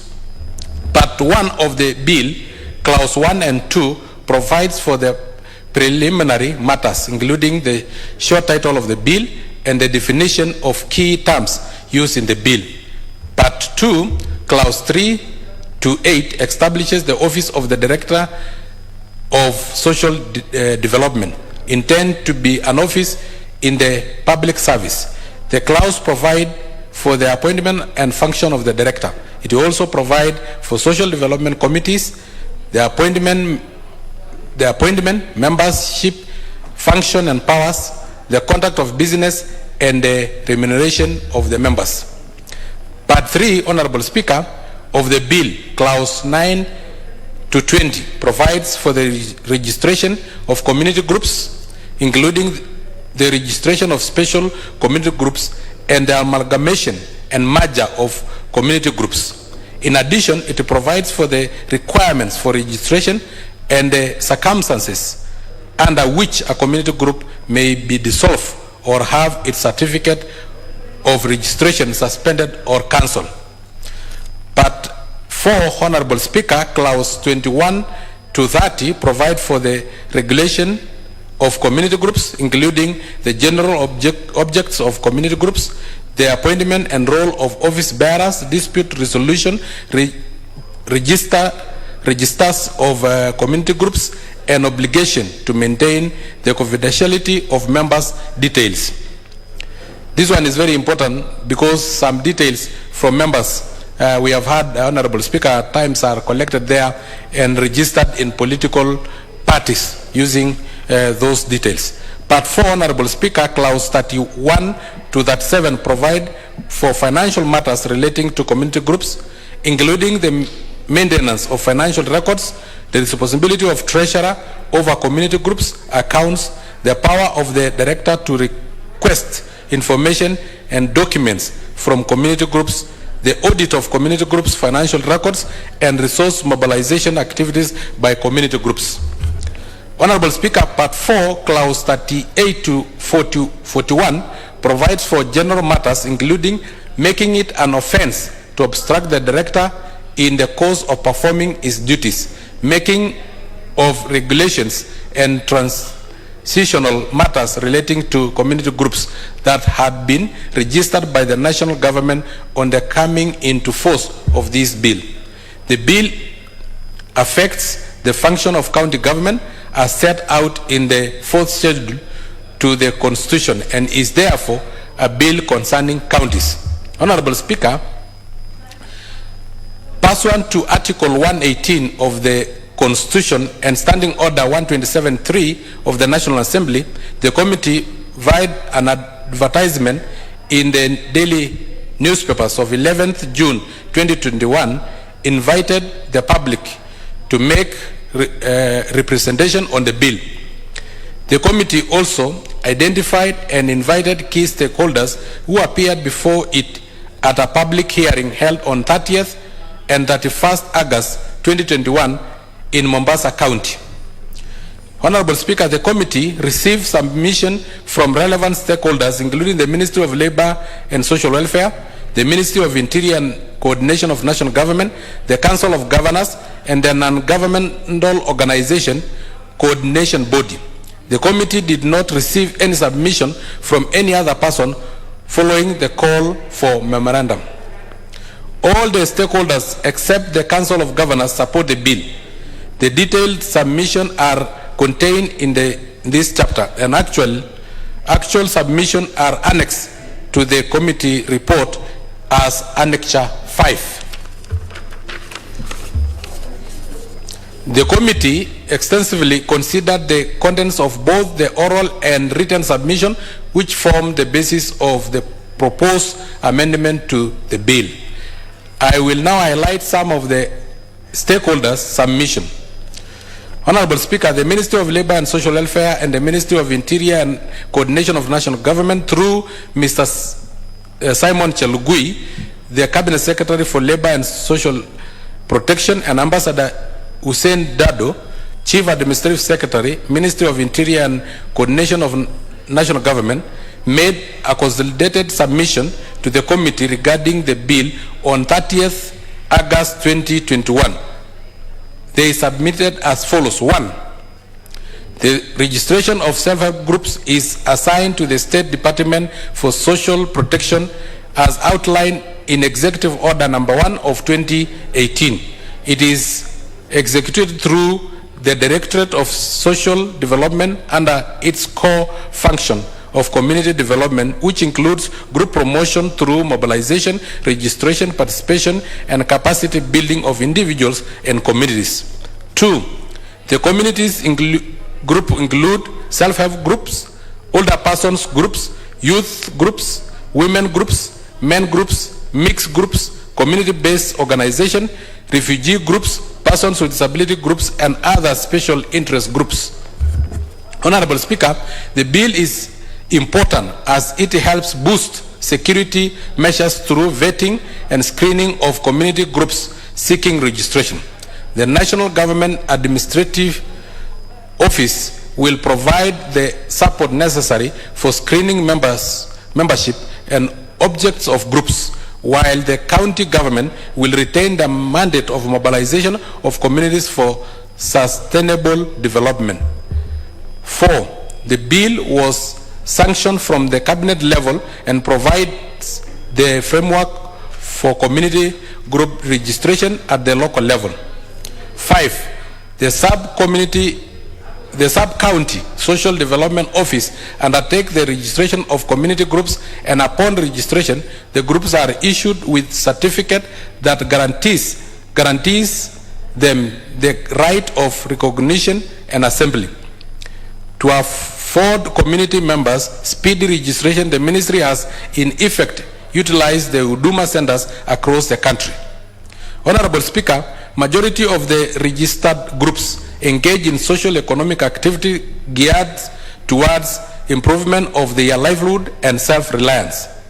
The process of mobilization and registration of community groups has been undertaken since independence. In the past 5 years, the State Department for Social Protection has cumulatively registered 271,400 community-based groups. Benefit of the bill, Honorable Speaker, provide a regulatory framework for registration, management, and regulation of community groups in the country. Creates an enabling operational environment that promotes community empowerment, self-reliance, and sustainable development of community groups, among others. Honorable Speaker, in conclusion,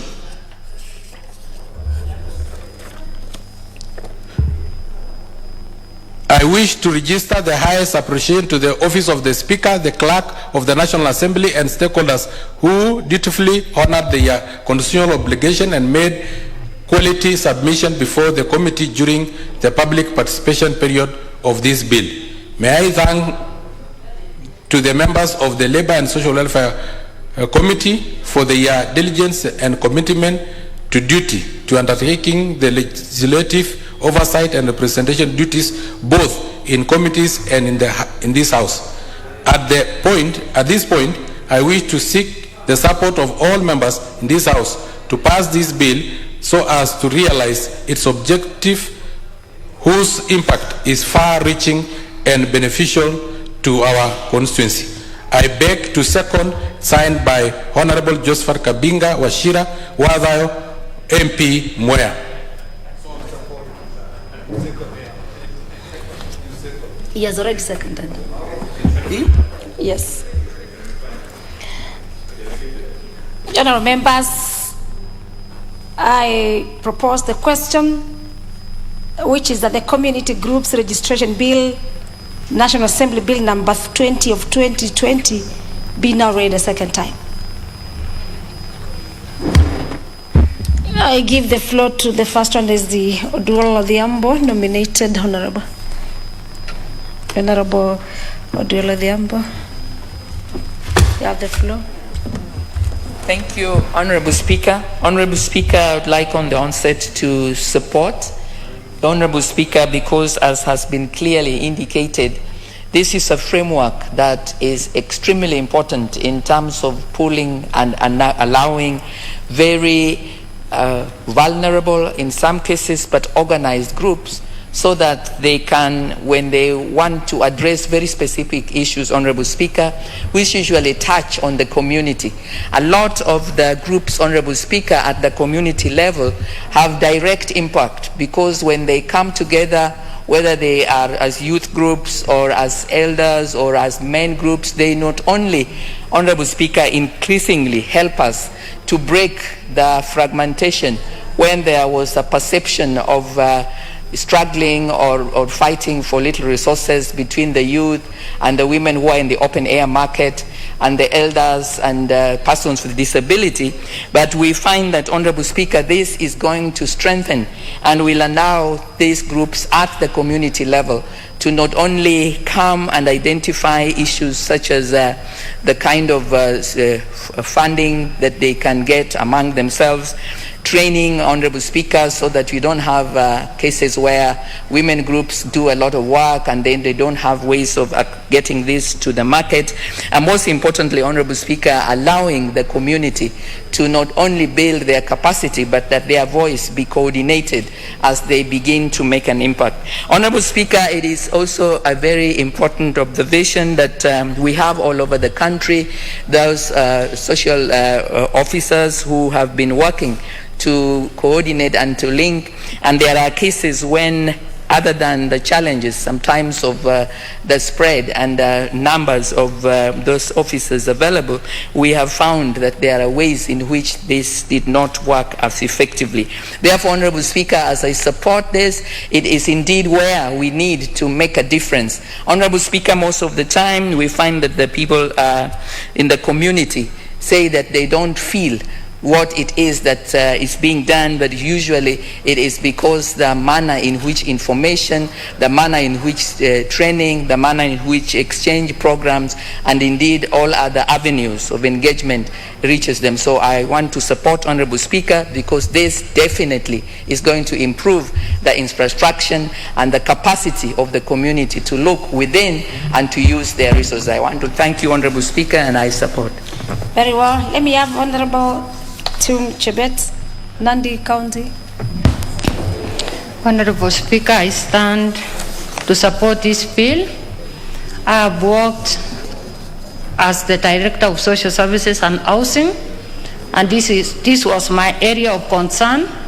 We saw groups being registered, we saw groups being formed, and the good things the groups did in the nation of Kenya. Honorable Speaker, as a women rep, we liaise with women groups, youth groups, and persons with disabilities.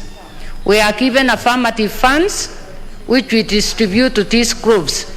And we need a law, we need a bill which will really take care of these people.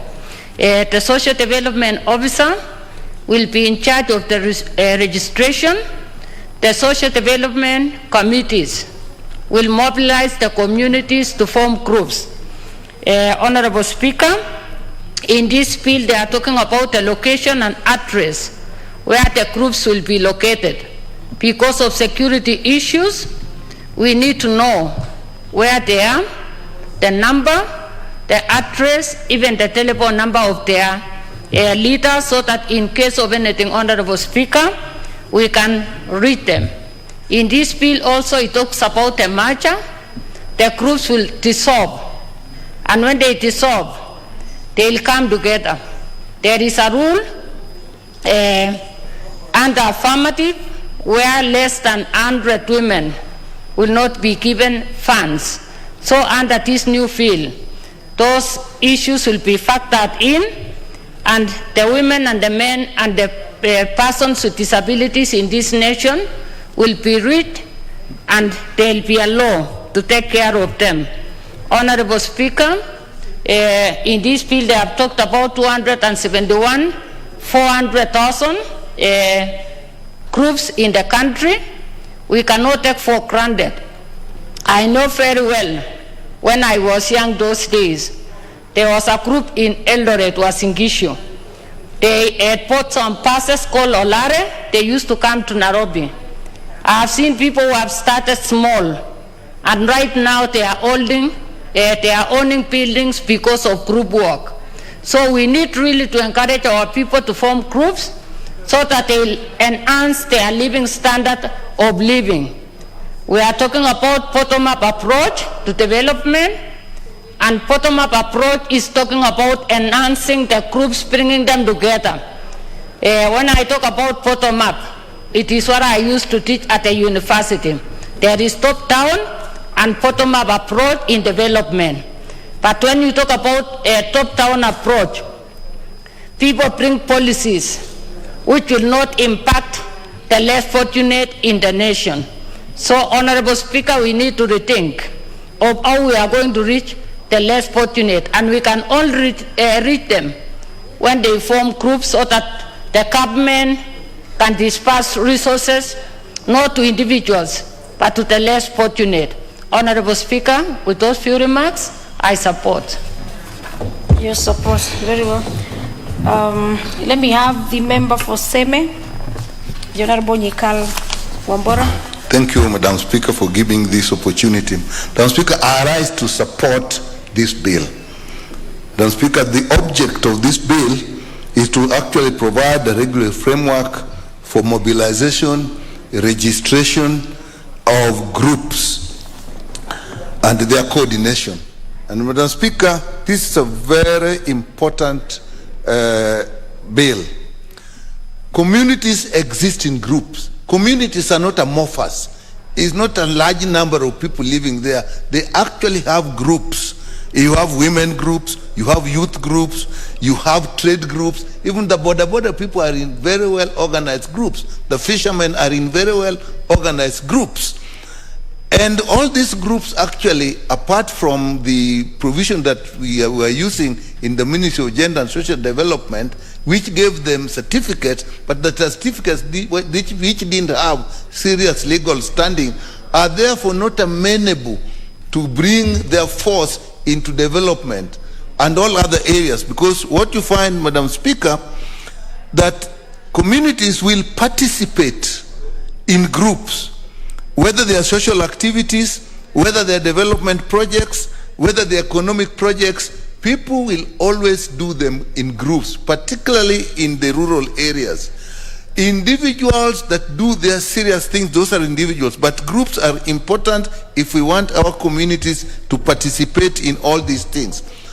And in development, in economic development and activities, we actually have made provision for funds, the Uwezo funds, the women fund, the youth funds. Again, the non-legal nature, if I can use that word, of these groups have made it very difficult for these groups to access these monies, and therefore even to follow up where the monies are lent to the groups and they don't pay. You can't penalize them because they are not structured in a way that the law provides. Another important thing is that these groups, Madam Speaker, they relate with civil societies. They also relate with government departments. They also relate with even donor organizations. But because of their nature, they actually are not protected legally, and they are not empowered legally. And even the entities that they relate with, even the civil societies, are not protected. Because when things go wrong, then you can't take, they are not legal entities. Therefore, you can't take serious action on them. And I think that has been a great drawback on the value of these groups. Therefore, this bill, which is providing for a structure for putting them into place, registering them, regulating them, giving them procedures of operation, the procedures of handling their finances, will make it very, very easy, actually, not only to support them, but even to train them and give them the skills that they need in an organized manner. Within the groups themselves, they will now find better ways of resolving conflicts and disputes because the law will provide for that. And I support this bill because it again provides structures. They provide for a director of social development, a county coordinator, but more importantly, they are providing for social development committees that are at sub-county level. After devolution, the structure that was in the Ministry of Social Development, of Gender and Social Development, right down to the districts, were actually truncated so that you had social development officers at the sub-county level, but they didn't have a link with structures at the national level. So it became very difficult to coordinate them and to have national programs that are based on same policies, even if different application at different counties. This will provide for that. And that link has been missing. You go to the Ministry of Labor and Social Development, and then you find that they can't get down to the sub-county because that is now a different function. Yet, their work will be of no consequence, absolutely, if they do not have a link with the ground. And I think this law will provide for that. Madam Speaker, if you look at the membership in Clause 5, then you really find that this will take care of everybody. There's a sub-county social development officer, you have partners, you have representatives of the deputy county commissioner, you have representatives of development partners, you have registered community levels. So actually, for once, in my view, Madam Speaker, there is a structure at the community level where groups can actually find themselves putting their ideas, pushing their ideas, and achieving what I think otherwise we have been missing in our development efforts. If you look at Clause 6, it sets out the functions of these social committees. The most important one is the link with the national government, support for community mobilization, participation in setting priorities.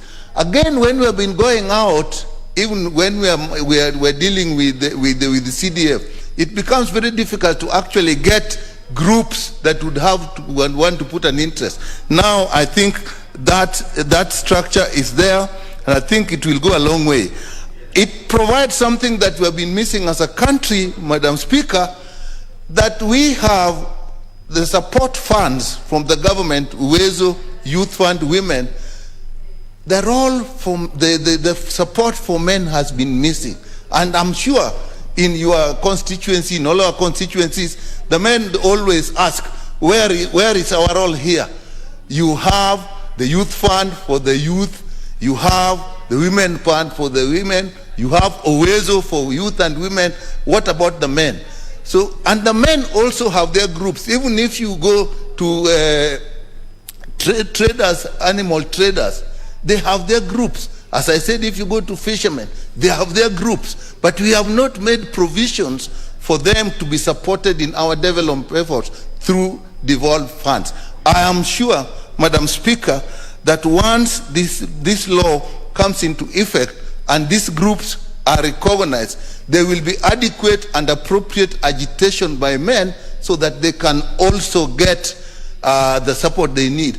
And this is one reason I supported that we must have the Gender Commission, because we are getting to a situation where the men, if you look at it in terms of gender, may now need support even from that commission in areas like this. So with that, Madam Speaker, I support this bill.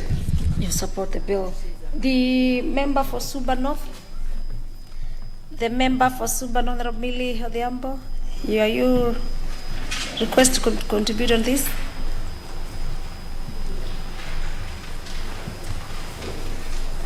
Thank you, Madam Speaker. Madam Speaker, I rise to support this bill.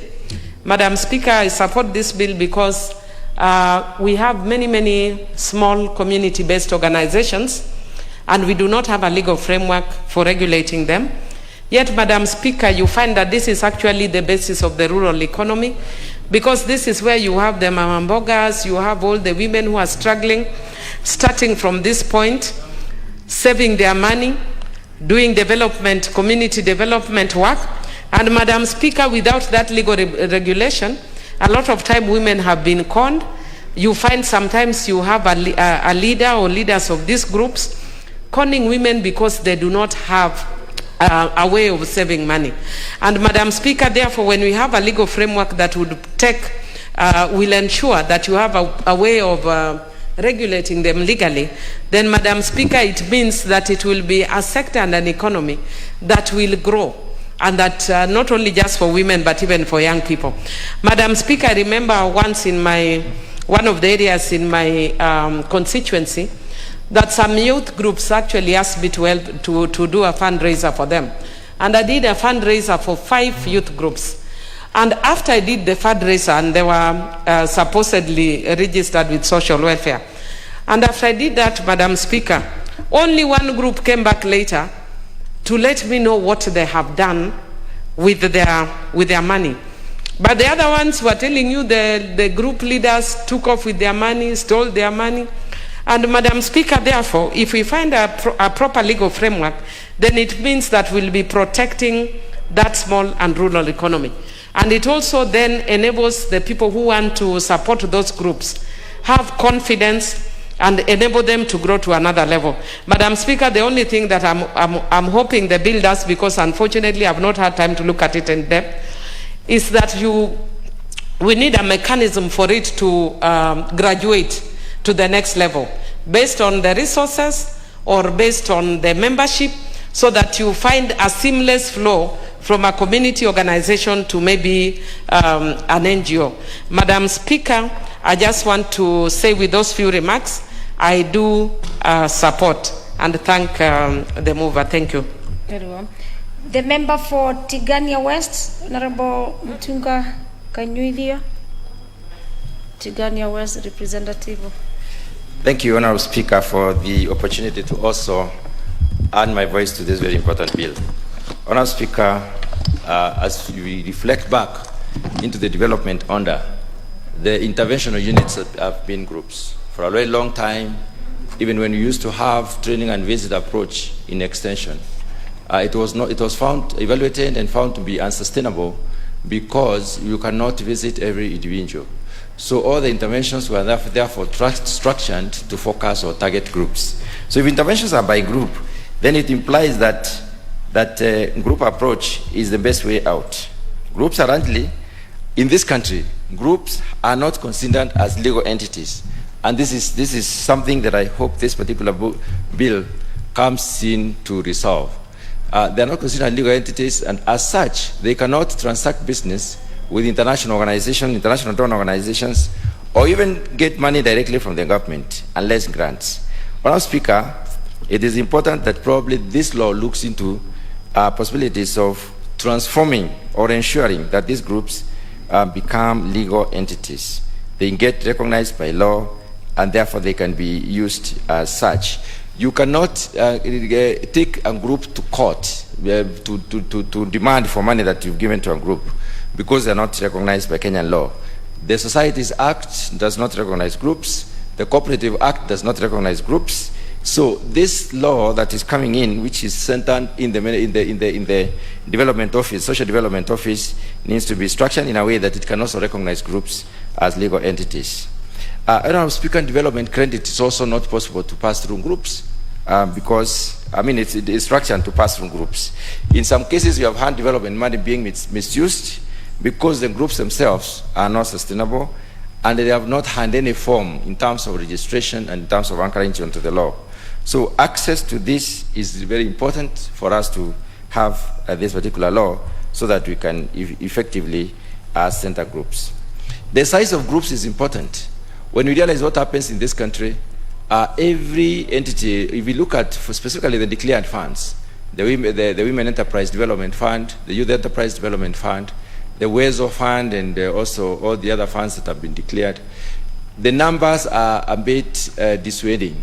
If you look, if the number remains 15 members, and if you are giving a group at least 100,000 shillings for them to do development work, if you divide 100,000 shillings by the individuals within a 15-member group, then you realize that money cannot do any sensible work. We need to be flexible. This law should presuppose that the groups should be at least 5. 100,000 divided by 5 gives you at least 19,000 because you can give 5% as the management fee. So that money is capable of doing something. You can start a small business using such groups. So the numbers is an issue, and it needs to be looked into. And I believe this law has the possibility to look at this particular case.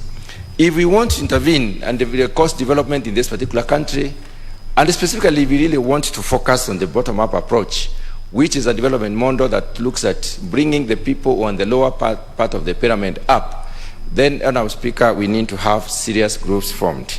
And if these groups are not anchored specifically in law, then we do not have a possibility of sustaining those groups. Sustainability has to do with the continued accrual of such benefits over time. And we cannot also talk of accruing benefits when we have intermittent kind of development. The idea of our structure is important. Our communities, yes, we have individuals and loose groups, loose formations, and these loose formations will need, in time, they will need to be structured and they need to be anchored onto law. So the ideal structure is from individuals to groups, which have not been recognized by law, then from groups to community-based organizations. These community-based organizations are also not recognized by law.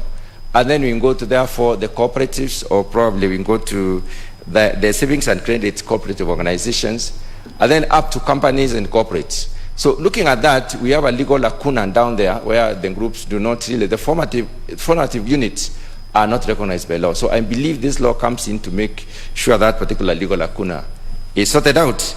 And that's why I think this law comes in, or rather this bill comes in at the right time to be able to look into development under while using the group approach. You realize that resources cannot be enough to every individual, and development under has to go to target a certain entity. The smallest entity in development is a group. But if the group is not a legal entity, then we have a problem. So I think it is important for us to look into this law and see how we can make it inclusive and thorough in the sense that it will take care of the groups. So, Honourable Speaker, with those few remarks, I wish to support. You wish to support. The members have noted the late members not carrying their cards. And you know that is the only way we can tell or know that you're requesting either to speak or you're requesting on an intervention. And you cannot be raising hands from where you sit. So for this matter, let me have the member for Nakuru County. She was trying to catch the speaker's eye. Give her the mic. Let us purpose to carry our cards. That is the only way you will help the speaker. Asante, Madam Speaker, kunipatia hii nafasi pia nichangie kwa mswada ambaye ameletwa kwenye bunge na mheshimiwa ambaye ameileta. Ninaunga mkono mswada huu, Madam Speaker, sababu inaongea juu ya vikundi ya kina mama ambaye sisi wote ni sababu tosha kwa nini tuko kwenye bunge huu, ni kuwakilisha kina mama. Na wale wa mama, Madam Speaker, ambaye tunawakilisha ni wamama ambaye wamejiunga na vikundi mbalimbali. Tumesikia kwamba kuna muungano ya kina mama ambaye wanahitaji kuwa members 100, inaitwa community based organization, na kuna vikundi ya kina mama ambaye wanahitaji tu members 20 ikue kikundi ya kina mama. Sababu ambaye imenifanya niunge mkono hii mswada ni kwamba hatuna sheria kwa mambo na utekelezi ya mambo ambaye inahusu kina mama. Kwa hivyo tukiweka kwa sheria, kina mama watajua women group ni nini na community based organization ama muungano kubwa ya kina mama ni nini. Wanaweza kutofautisha mahali watapata pesa, wanaweza kutofautisha ni pesa gani wataiendea, wanaweza kuelimishwa kuhusu membership yao ama juu ya kikundi ambaye wameunga na wameregister. Madam Speaker, ninasema hivi sababu kina mama wengi katika nchi yetu ya Kenya hawajaelimika juu ya vikundi ya kina mama, na wengi wamekuwa na shida sana jinsi vile wataunga vikundi vyao. Tunapoongea juu ya kina mama, tunaongea wale wa mama ambaye wameenda shule, wako na elimu, na kuna wale wa mama wa nyumbani ambaye hawajaenda shule. Na pia wote ni wa mama na wanahitajika kutengeneza vikundi vyao ili waweze kufaidika na pesa ama kunufaika na pesa ya serikali. Madam Speaker, ninaelewa kwamba kuna watu vikundi fulani katika nchi yetu ya Kenya wamejiunga kupatiana pesa kwa kina mama ama vikundi ya vijana ama vikundi aina yoyote, na ni pesa ambaye inapatianwa, ni pesa hakuna sheria ambaye inalengesha vile wanatekeleza mambo yao. Hivi ninataka kusema kina mama wengi sana wameumia wakichukua pesa kwa vikundi ambaye haina sheria ya kupeana pesa katika nchi hii yetu ya Kenya. Kuna pesa ambaye inaitwa Shylock, Madam Speaker, ambaye interest yao iko juu na wamama wengi hawajui. Na imefika wakati wamama wanaumia sana wakati wanachukua hii pesa. Hii inafanyika hivi sababu kina mama hawana elimu ya kutosha, na tunapounga mkono mswada hii leo, Madam Speaker, ninataka kuhakikishiwa kwamba kutakuwa na walimu katika every ama katika constituency, kila constituency, ili kina mama wapate elimu ya kutosha. Ninasema hivi Madam Speaker, kuna pesa ya Uwezo Fund ambayo imewekwa katika ofisi ya mheshimiwa kila mjumbe ya kila sub county, lakini wamama wengi hawajui. Kuna pesa ambayo inaitwa Women Enterprise Fund ambayo ni pesa ya serikali, zote ni pesa ya serikali, lakini wamama wengi hawana elimu na hawana habari vile wanaweza kutafuta hiyo pesa, na pesa hii imesimamiwa na njia gani. Kwa hivyo tukiwa na sheria kama hii ambayo imeletwa siku ya leo katika hii bunge, kina mama ya nchi yetu ya Kenya watafaidika na watanufaika sana. Nimesikia mjumbe mmoja akiongea kwamba wazee ama wanaume wamekuwa wakilalamika pia kwamba kwa nini vikundi ya kina mama wanapatiwa kipaumbele kwa kila jambo, lakini hawajui kwamba hata katika hiyo vikundi ya kina mama wazee pia hawajakatazwa, sababu lazima kuwe na thuluthi 30 ya gender ama ya wanaume pia. Hivyo wanataka elimu na wanataka kufunzwa. So shida, Madam Speaker, ninatarajia kwamba tutakapotengeneza hii sheria, serikali yetu itakuwa na uwezo ya kuhakikisha kwamba kutakuwa na mwalimu katika katika kila sub county, ili wamama wapate elimu ya kutosha. Napoongea juu ya kina mama, sio hawa peke yao, hata vikundi ya vijana, hata vikundi ya wale watu wasiojiweza. Watu wamekuwa hawajui habari nzuri kwamba kuna pesa ya serikali. Na nataka kupongeza nchi yetu ya Kenya, sababu ni nchi moja katika Afrika ambaye wameweza kutenga pesa ya vijana, ya kina mama na watu wasiojiweza ama watu ambaye wanaishi na ulemavu. Kuna pesa ya serikali ambayo wamepatiwa ambaye haina riba.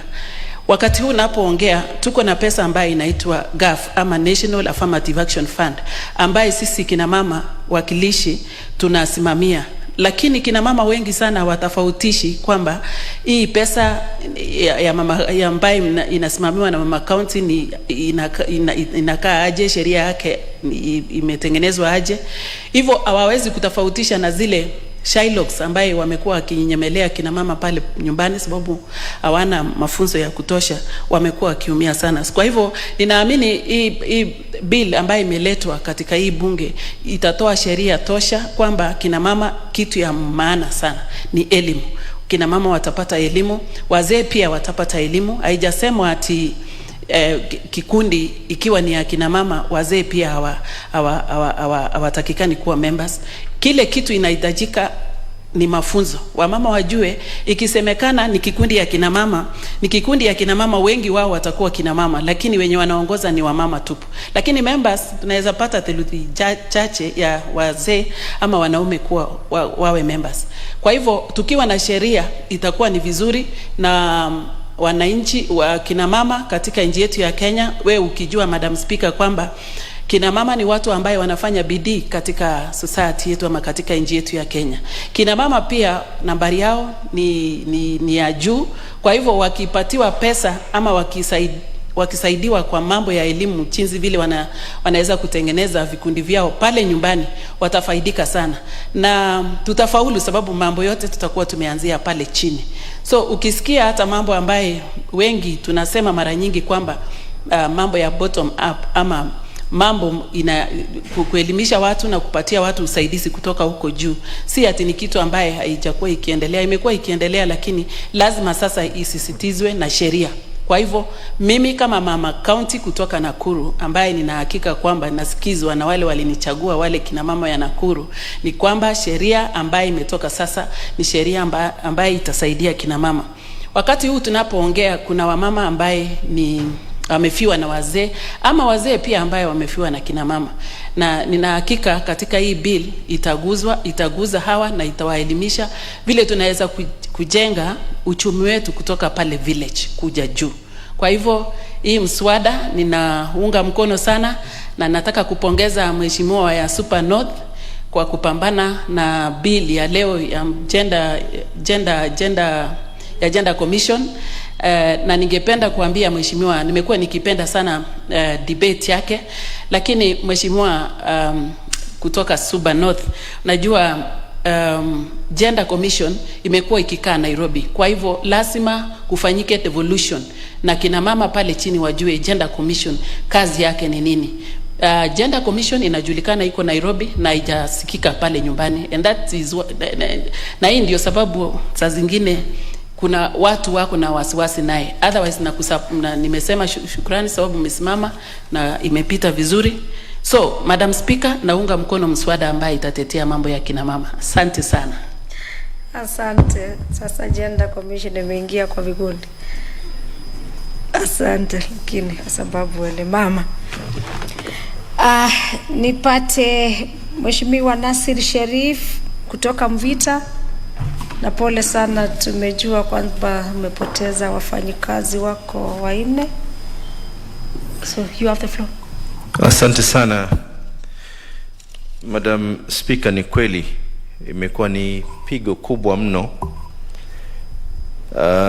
Leo itakuwa ni siku ya 4 tumeweza kuwapoteza vipenzi wetu watu 4: Ali Omar Naaman, Carol Wayua, Ellison Musyoki na vile vile Athman Muhammad. Leo Madam Speaker, tunazungumzia kuhusiana na sheria jinsi ambavyo kwamba vikundi vinafaa kusajiliwa na jinsi ambavyo kwamba vikundi hivi vitaweza kuhifadhika. Kati ya wale ambao kwamba wangelikuwa wenye kuhusika zaidi ni hawa ambao kwamba wameenda mbele za haki, na kwa Allah tunatoka na kwa hakika kwake tutarejea. Na Mwenyezi Mungu atujalie sote tuwe na subra katika wakati huu wa husni. Kila nafsi itaweza kuonja kifo. Leo wametangulia na sisi tuko nyuma yao. Madam Speaker, leo tunazungumzia kuhusiana na sheria ya vikundi, jinsi vya kusajiliwa. Kuna kitu hapa ambacho kwamba kimeni furahisha zaidi. Utapata kuna baadhi ya vikundi vingine anaweza kujisajili akiwa yuko Mombasa, kisha mwingine akaenda katika sehemu nyingine akajisajili pia vile vile, ukapata vikundi vile vina jina moja. Kuna uwezekano wa kuhadaa na watu kuweza kuchukua fedha ambazo kwamba hazifai kwa mtu fulani zikachukuliwa na zikapelekwa kwingine.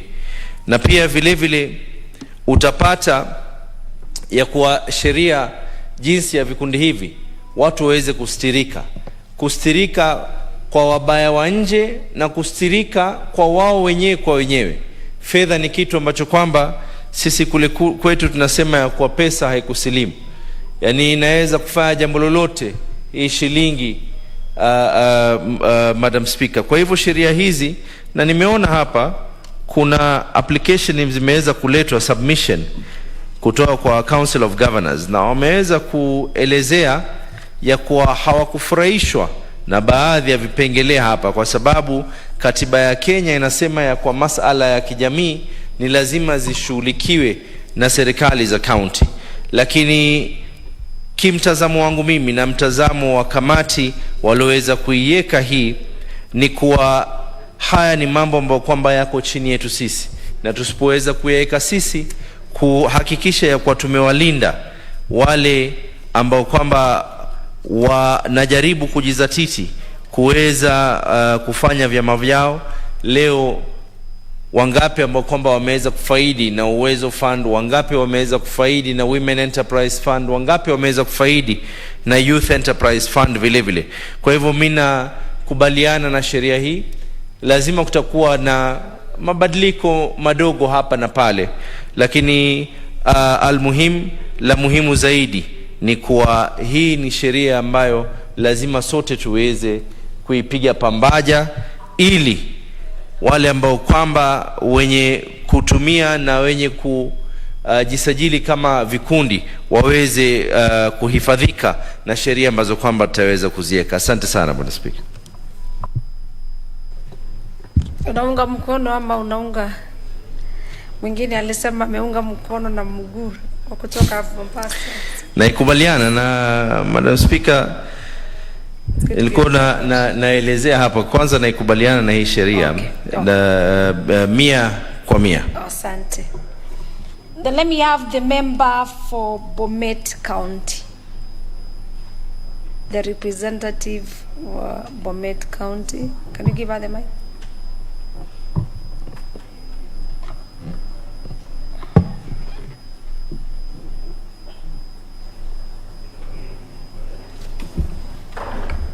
Thank you very much, Madam Speaker, for giving me this chance to also congratulate the Committee on Labour and Social Welfare for this very wonderful bill on the Community Group Registration Bill,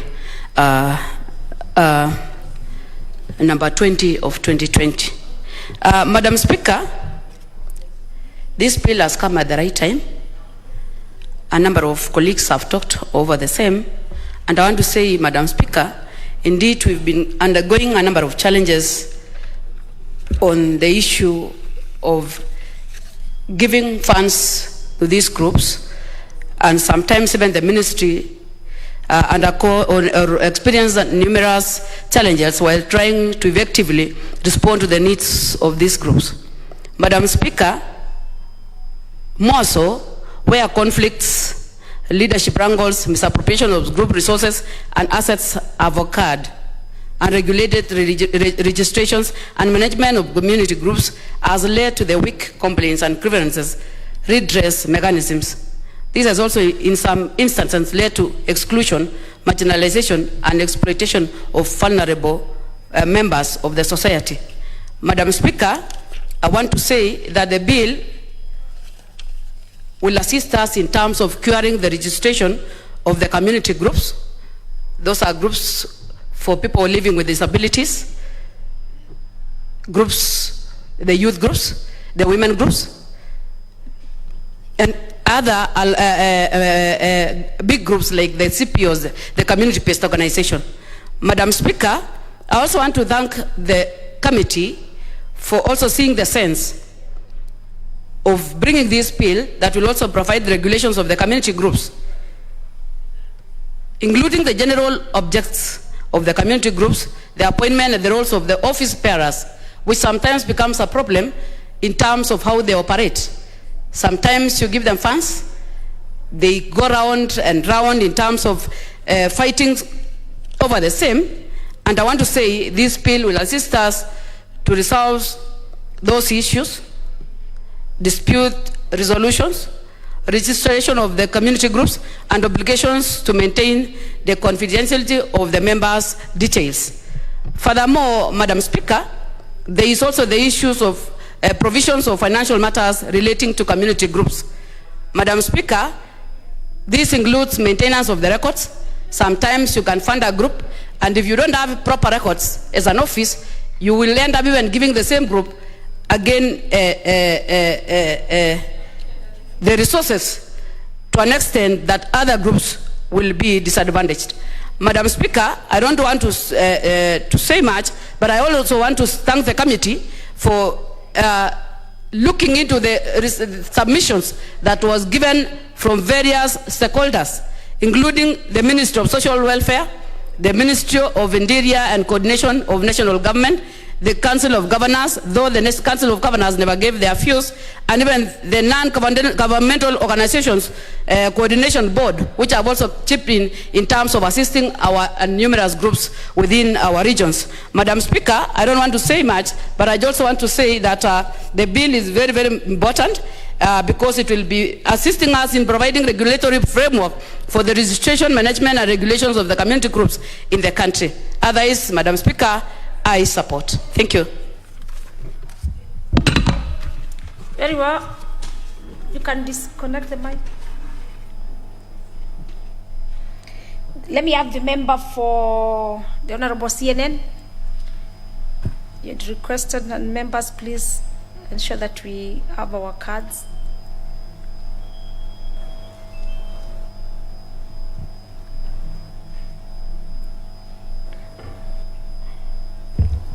Yes, now there you go. Okay. Thank you, Madam Speaker, for the opportunity and consideration given to me, Madam Speaker. I am rising to support this bill. And Madam Speaker, let me recognize by saying that alone I can do little, but together we can do so much. That is my new saying I am going to develop and base when I'm supporting this bill, Madam Speaker. Madam Speaker, the CBOs, the community-based organizations, plays a very key role, especially a constituency where I come from. There are so many, Madam Speaker. They even do things to help the community in terms of infrastructure, in terms of financial activities, in terms of everything, Madam Speaker. And let me begin by thanking the committee for what they have seen wise actually to come up with this bill to support, to legalize actually these groups so that things can be done in a free, fair, and transparent manner, Madam Speaker. We have faced a lot of challenges when it came to issues of distributing Uwezo Fund. And majority of these groups, some of the members, they don't take them very seriously. But if at all we are going to have a bill recognizing CBOs, things are going to work out very smoothly, Madam Speaker. Madam Speaker, some of these issues we are discussing here, if we are going to have this bill passed very immediately, we are going to empower our people economically, because in a community group, you will be able to invest and to deal with the funds of the community groups without, with proper protection of your funds. Another issue is you can raise or borrow the money from anywhere, even in the banks, if you are legally recognized, Madam Speaker. Madam Speaker, I don't have much to say, but this is a very good bill. If it is implemented, it can help a lot of things. This is a way to poverty eradication. I don't want actually to support the issue of bottom-up approach, but still we can borrow a lot by implementing this approach and empowering our people. This will ease unemployment rate we are facing in our country. Madam Speaker, if we create more CBOs, we are going to have leaders coming from these CBOs, and majority of our communities will not be idle. With those few remarks, Madam Speaker, I support. You support. Thank you. Thank you. The member for Siaya County, the Honorable Duro Mbaka. The member for Siaya County, you have the floor. Thank you, Madam Speaker, for giving me this opportunity. I want to support this heavily because group formation is part of African culture. If you look at the African way of life, Africans have always existed through groups. And so when we empower groups, then we are actually highlighting the role of African culture. We know that in rural setting, people operate through groups. Whether they're legalized or not, group work has always worked. But it is important that we legalize them very, very well, because the role that they're playing is very, very critical. A lot of these groups are doing great work in the community. You will find women groups are doing business, maybe in poultry, in farming, and they're doing also stable banking. They're making money. They're wealth creation organizations. They're eradicating poverty. And that's why the funds that we have for them is meant to uplift their lives, such as Uwezo Fund, Women Enterprise Fund, Youth Fund, and National Government Affirmative Action Fund. These are all meant for groups. And we have seen how they have empowered groups in different ways. Apart from empowerment, economic empowerment, we have also seen how groups have lost in terms of not being recognized, not being legalized, and not being able to be followed after they have received some funds. You always want to know that if you give a group some funds, what have they done with it? What is the impact of it? How can you follow them up? How do they pay? What are the challenges they face? You will see that they cannot be traced if they are not registered. They cannot be found. They've disappeared. And it's such a big challenge, and a lot of resources go to waste if you cannot trace the groups that you funded. And so the bill will help us know where these groups are, so that we can follow them up, and that when they do very well, we can give them more funds and they can continue eradicating poverty. My observation as a woman rep of Siaya is that a lot of these groups also need training.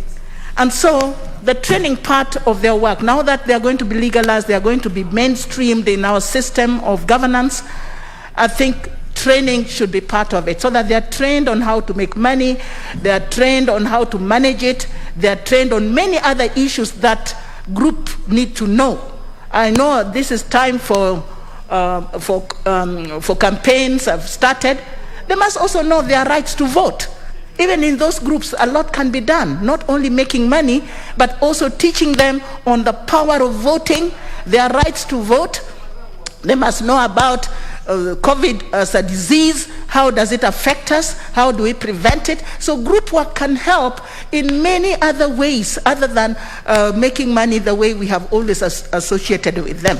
But my contribution to this is that I support it because it is the way to go. The whole world is going through group work. That's how even when you're looking for money for women in the villages, they will always want a group that has inspired other groups, a group that has done very well, that can be given funds, that can be supported, and so on and so forth. So I want to support this because it's the way to go in terms of development, it's the way to go in terms of health interventions, it's the way to go in terms of other information that the community need to know. Thank you for this opportunity, and I want to support the bill.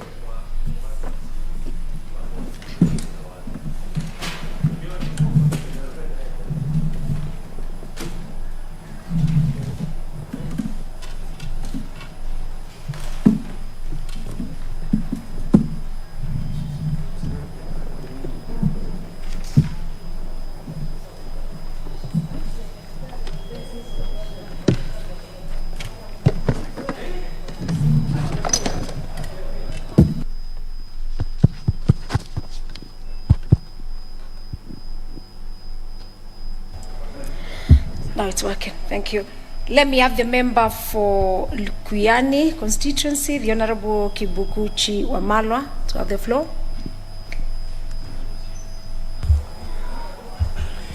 Thank you, Madam Speaker, for giving me this chance to, as I support the bill, add one or two words, Madam Speaker. One, I think, like most of my colleagues have said, these community groups, and there are very many. In fact, we were given a figure of over 200,000, but I think it's much. The number is much higher than that because there are so many especially in the rural areas, Madam Speaker.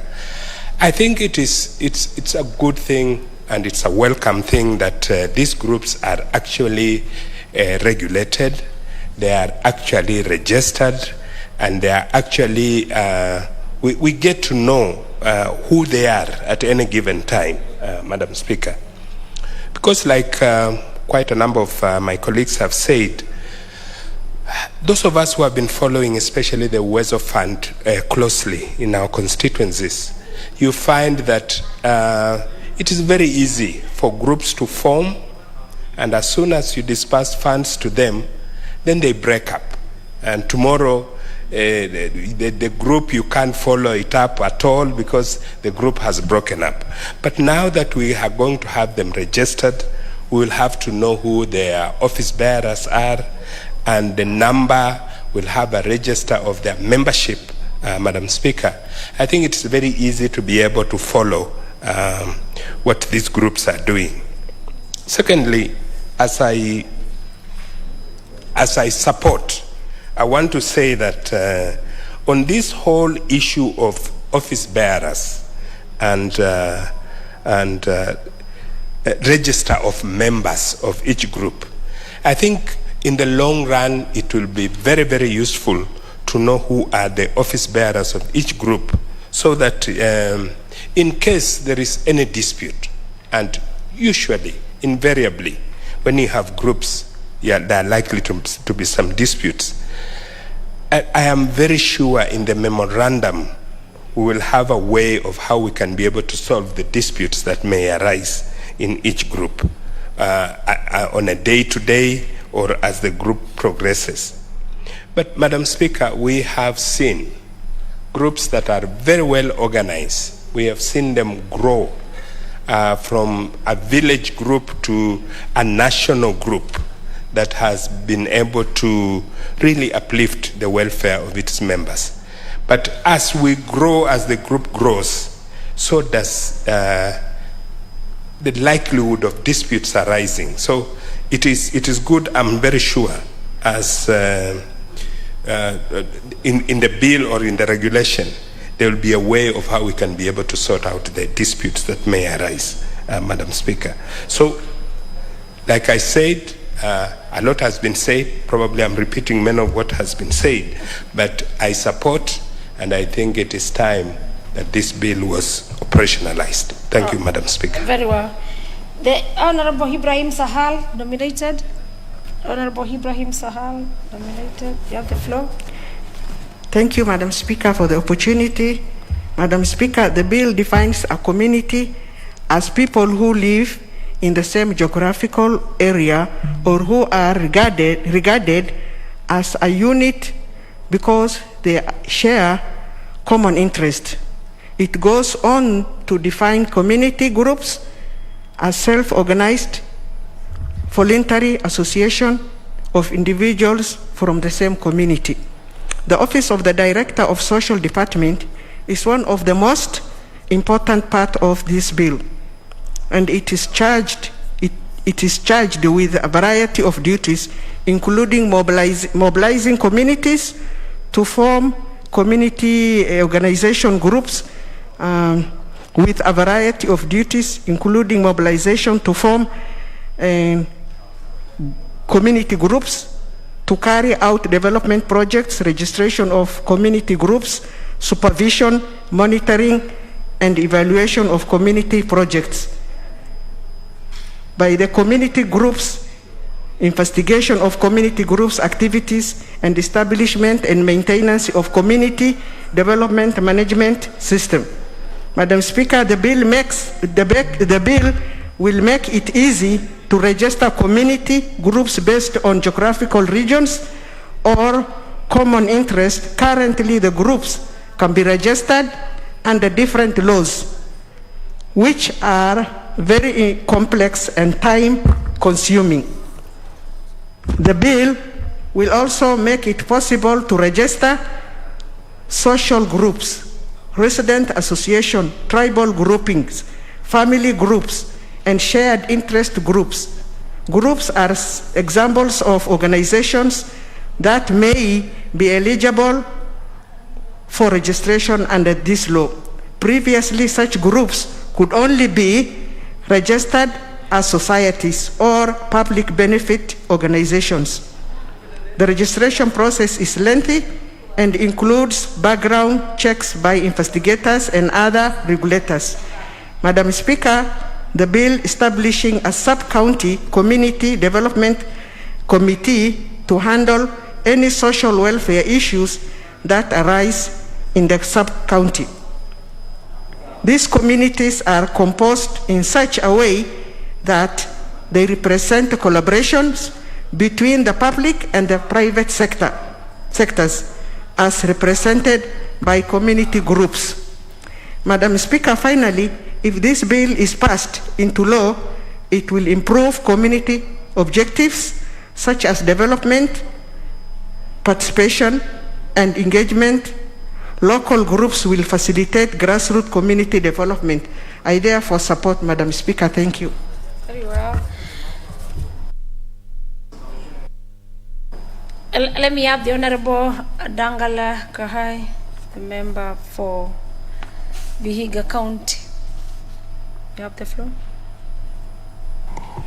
Thank you, Madam Speaker, for giving me this opportunity to voice on the community groups registration, National Assembly Bill 2020. Madam Speaker, this bill will allow for the registration of simple registration of community groupings like the CBOs, the mostly non-village groups. And it's through groupings, Madam Speaker, these groups assist, like let's say the village women, the youth, and the people living with a disability to do their things. It enhances a lot of activities to be done within groupings. I'm very sure once this bill is put into place, it will be able to foster development in our communities by enhancing social welfare amongst our people. Therefore, this is a timely bill that has come at the right time. It will assist. We have had some cases whereby groups get funded. Once being funded, you will find that the officials will have controversies. Some of them will take off with the group fundings. So once this bill is made into law, it will have to ensure that some of those issues are not there. Arrangements will be done properly, and the groups will develop through such, the CBOs and the normal groupings. It's through these small groups that people are coming up with small village. They assist table bankings. The women are really benefiting from groups. So once a law is put in place to govern this kind of scenario, Madam Speaker, it will be of great importance to our people. It will assist greatly. Therefore, I want to support this bill with the outermost strength, because it is going to assist our women groups, our youth groups, our people living with disability groups. Thank you, Madam Speaker, for giving me this chance. Very well. For the members who are coming in, we are on order number 11. The Community Groups Registration Bill, National Assembly Bill number 20 of 2020, as moved by the Leader of Majority. In fact, this is a bill that I can see it has a lot of interest by honorable members, especially the members, the counties, the county members of parliament, because of the kind of work that they do, together also with the constituency members. So with this, let me have the member for Likoni, the Honorable Boko Hamisi. Thank you, Madam Speaker. Madam Speaker, I also raise to support this community group registration bill. Madam Speaker, this bill is very important because it provides a framework for the purposes of mobilization, registration, and also coordination of community groups, Madam Speaker. Madam Speaker, having this kind of a bill will have a regulatory framework which will also ensure that there is smooth and prompt registration of community groups. Madam Speaker, we know we have several community groups such as self-help group, community-based organization. We also have groups for people with disability. We also have groups from different special communities, Madam Speaker. Madam Speaker, it is very important because this group normally, they have some objectives which they need to meet. And without having a legal regulation, or rather having some laws which will govern and also will ensure that there is smooth management of the operation of these groups, Madam Speaker. Madam Speaker, in our country, we have several funds which they are distributed to several community groups. Madam Speaker, we have the Youth Enterprise Fund, we have the Women Enterprise Fund, we have the WEZO funds, we also have some funds which comes from the NGAF, which the women representative from the 47 counties are the patrons, Madam Speaker. Madam Speaker, because we have these funds from the government coffers, which goes to these community groups, Madam Speaker, there is a need to have some auditing of those finances which are being distributed to these groups, Madam Speaker. Madam Speaker, we have seen some challenges. Sometimes a group is formed, and then maybe after receiving some funds from any kind of fund, whether it is Women Enterprise Fund or Youth Enterprise Fund, you can see maybe sometimes the leadership of that groups, like maybe the chairperson, maybe the secretary and the treasurer, sometimes in certain circumstances, they use that money without the rest of the members knowing what kind of business has been done using that money, Madam Speaker. There is a lot of conflicts, Madam Speaker, and when these conflicts arise, sometimes members make decision to dissolve those groups, or sometimes even it reaches at times where government relevant authorities decide that we want to suspend this group, or we want to cancel this group, or we want to dissolve this group. And there's many reasons why the government sometimes we just decide to do that. Sometimes a group will do some illegal activities. And these activities, sometimes they are not the activities which were proposed when they were doing the registration of that group. So, Madam Speaker, having a framework will also be a platform to ensure that whatever proposal has been made or whatever objectivities have been made regarding those groups are the same things which are going to be implemented, rather than implementing some illegal activities, Madam Speaker. Madam Speaker, process of dispute resolution is very important, Madam Speaker. And if you don't have a framework, especially a legal framework, sometimes it becomes very difficult, and it arises to having some conflicts among the members, Madam Speaker. Madam Speaker, as a country, we also need to have some records on what the funding is done to ensure that there is empowerment to our women, there is empowerment to our youth, there is empowerment to people with disability and all other groups, Madam Speaker. And if we don't have this kind of a framework, Madam Speaker, it becomes difficult. And even sometimes as a parliament here, the role of oversight, it will become very difficult, because sometimes you'll ask, how do we oversight if we don't have a legal framework to ensure that we have the records of all the funds which have come from the government coffers, Madam Speaker. Madam Speaker, I also want to agree on the creation of the Director of Social Development and also the committee, because these are the people who will ensure they will ensure the regulation of the processes and the operations of the groups, and also the management of the groups, Madam Speaker. Because if we leave it the way it is, like now, even the women representative, some of the women representative, because I was also once a women representative representing Mombasa County, there's some groups who are given some fund, and they intended to do that fund for a certain project. But after some times, you just find the group has died, there's nothing which is going on. Some people say that we are going to open a circle, the circles are not there, the table banking are not there, so it becomes very difficult. But having a certain framework and having a director who is there, plus the committee members who are going to be dealing with such kind of groups and knowing what kind of project they are doing. Is it having a positive impact to the society? Are they really helping the people with disability? Are they helping the youth? Are they helping the women? Are we progressing as a country? Because we cannot just live just blanketly like that every time we are putting some allocation when we are doing budgetary here in this parliament, and yet we don't have a positive feedback, or rather we are not progressing in terms of development, Madam Speaker. Madam Speaker, anything which is initiated, it must have a legal framework, because we are being governed by the rule of law, and we also have our constitution, which also is there, and we need to follow it. Madam Speaker, the issue of confidentiality of the members is very important, because even in the constitution, there is what we call privacy. So privacy of Kenyans is paramount, Madam Speaker. And this bill also talks about confidentiality, Madam Speaker. And I really want to agree, because as members of that organization, that confidentiality is very important, so that at least each member has its own privacy according to the Constitution, Madam Speaker.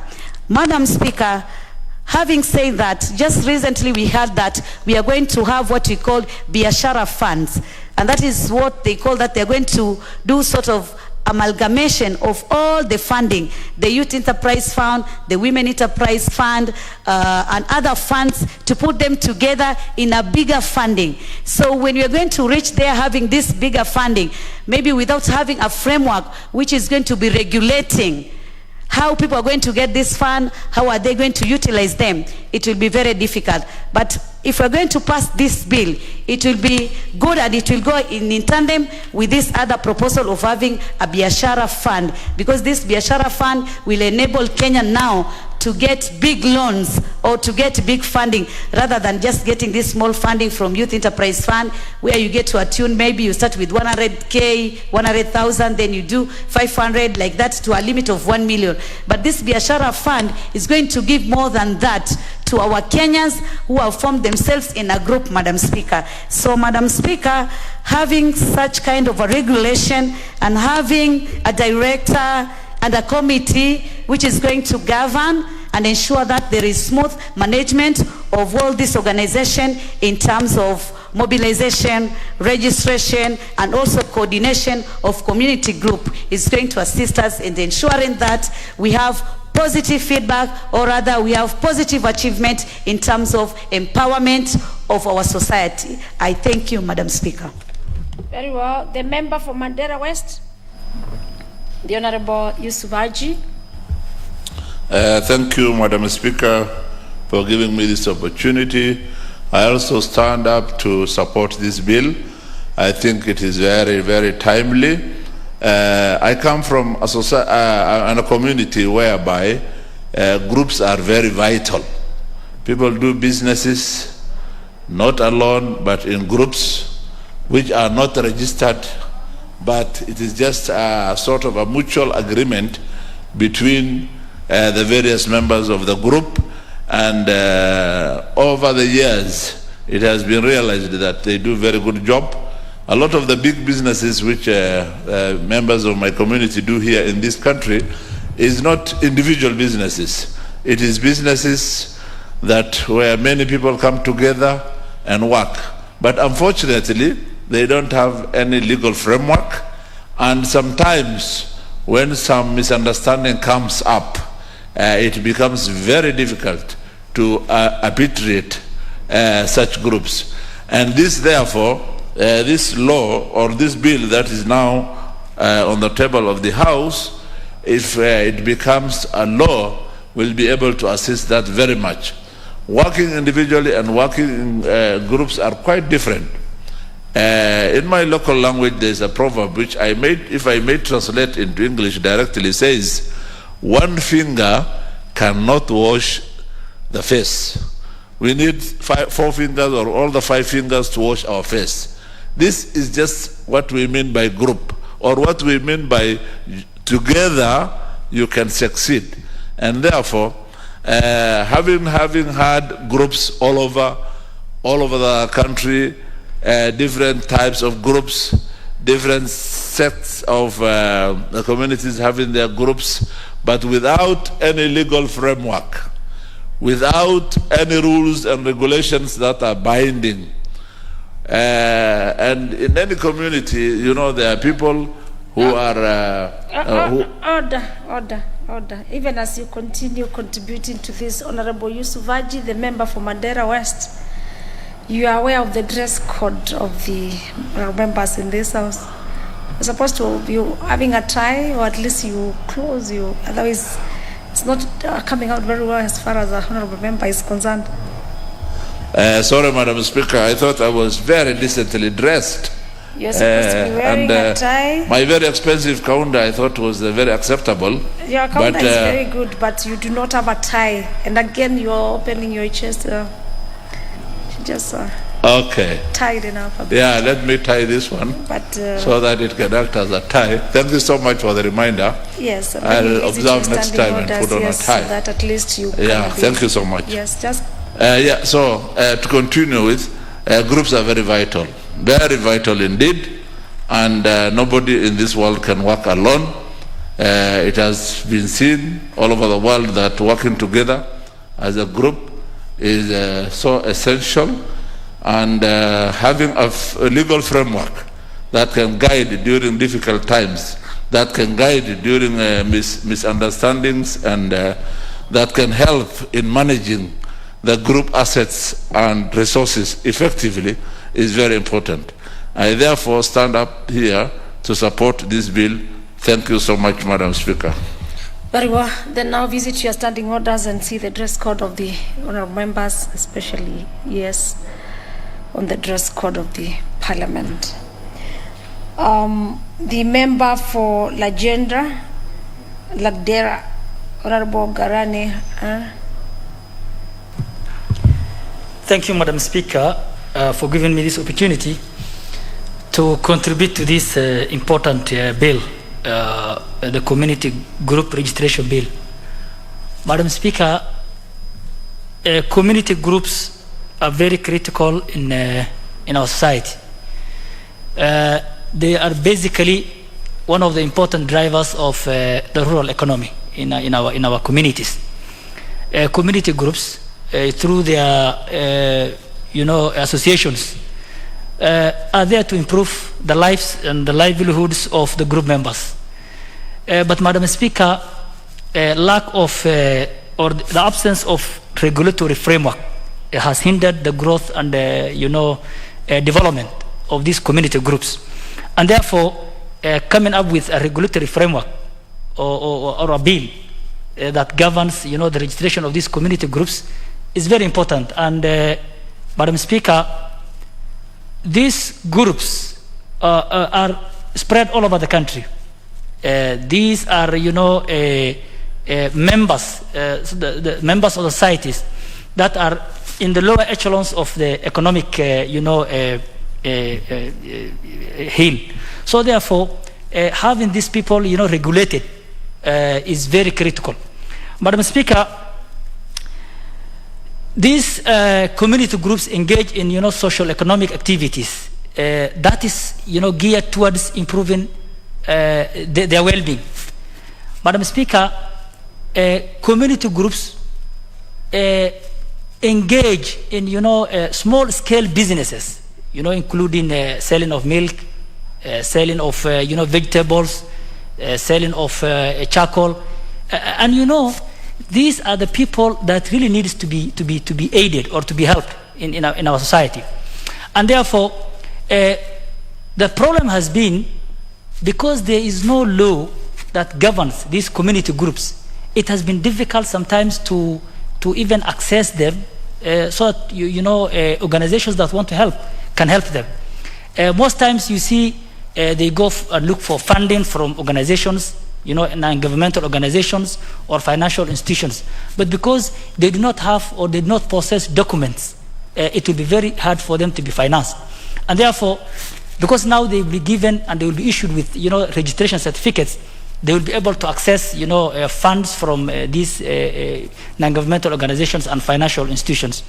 Madam Speaker, having these community groups registered will also improve our security, because sometimes because when these community groups are being registered, the Ministry of Interior and other important agencies will be able to vet them and ensure them only community groups or members that have good standing in the society are members of these community groups. And therefore this reduces the risk of having registered a rogue element in this in the society. Madam Speaker, because these community groups now are registered, they are able to mobilize resources and to form sometimes even various community groups can come together and form SACCOs, which will have a larger base of capital, which I'm sure they can really invest properly. Madam Speaker, registration of these community groups will also ensure that we have, a reliable and, a database. Sometimes when you want to maybe to do something good for these community groups and you don't have a reliable data, it means it will be difficult.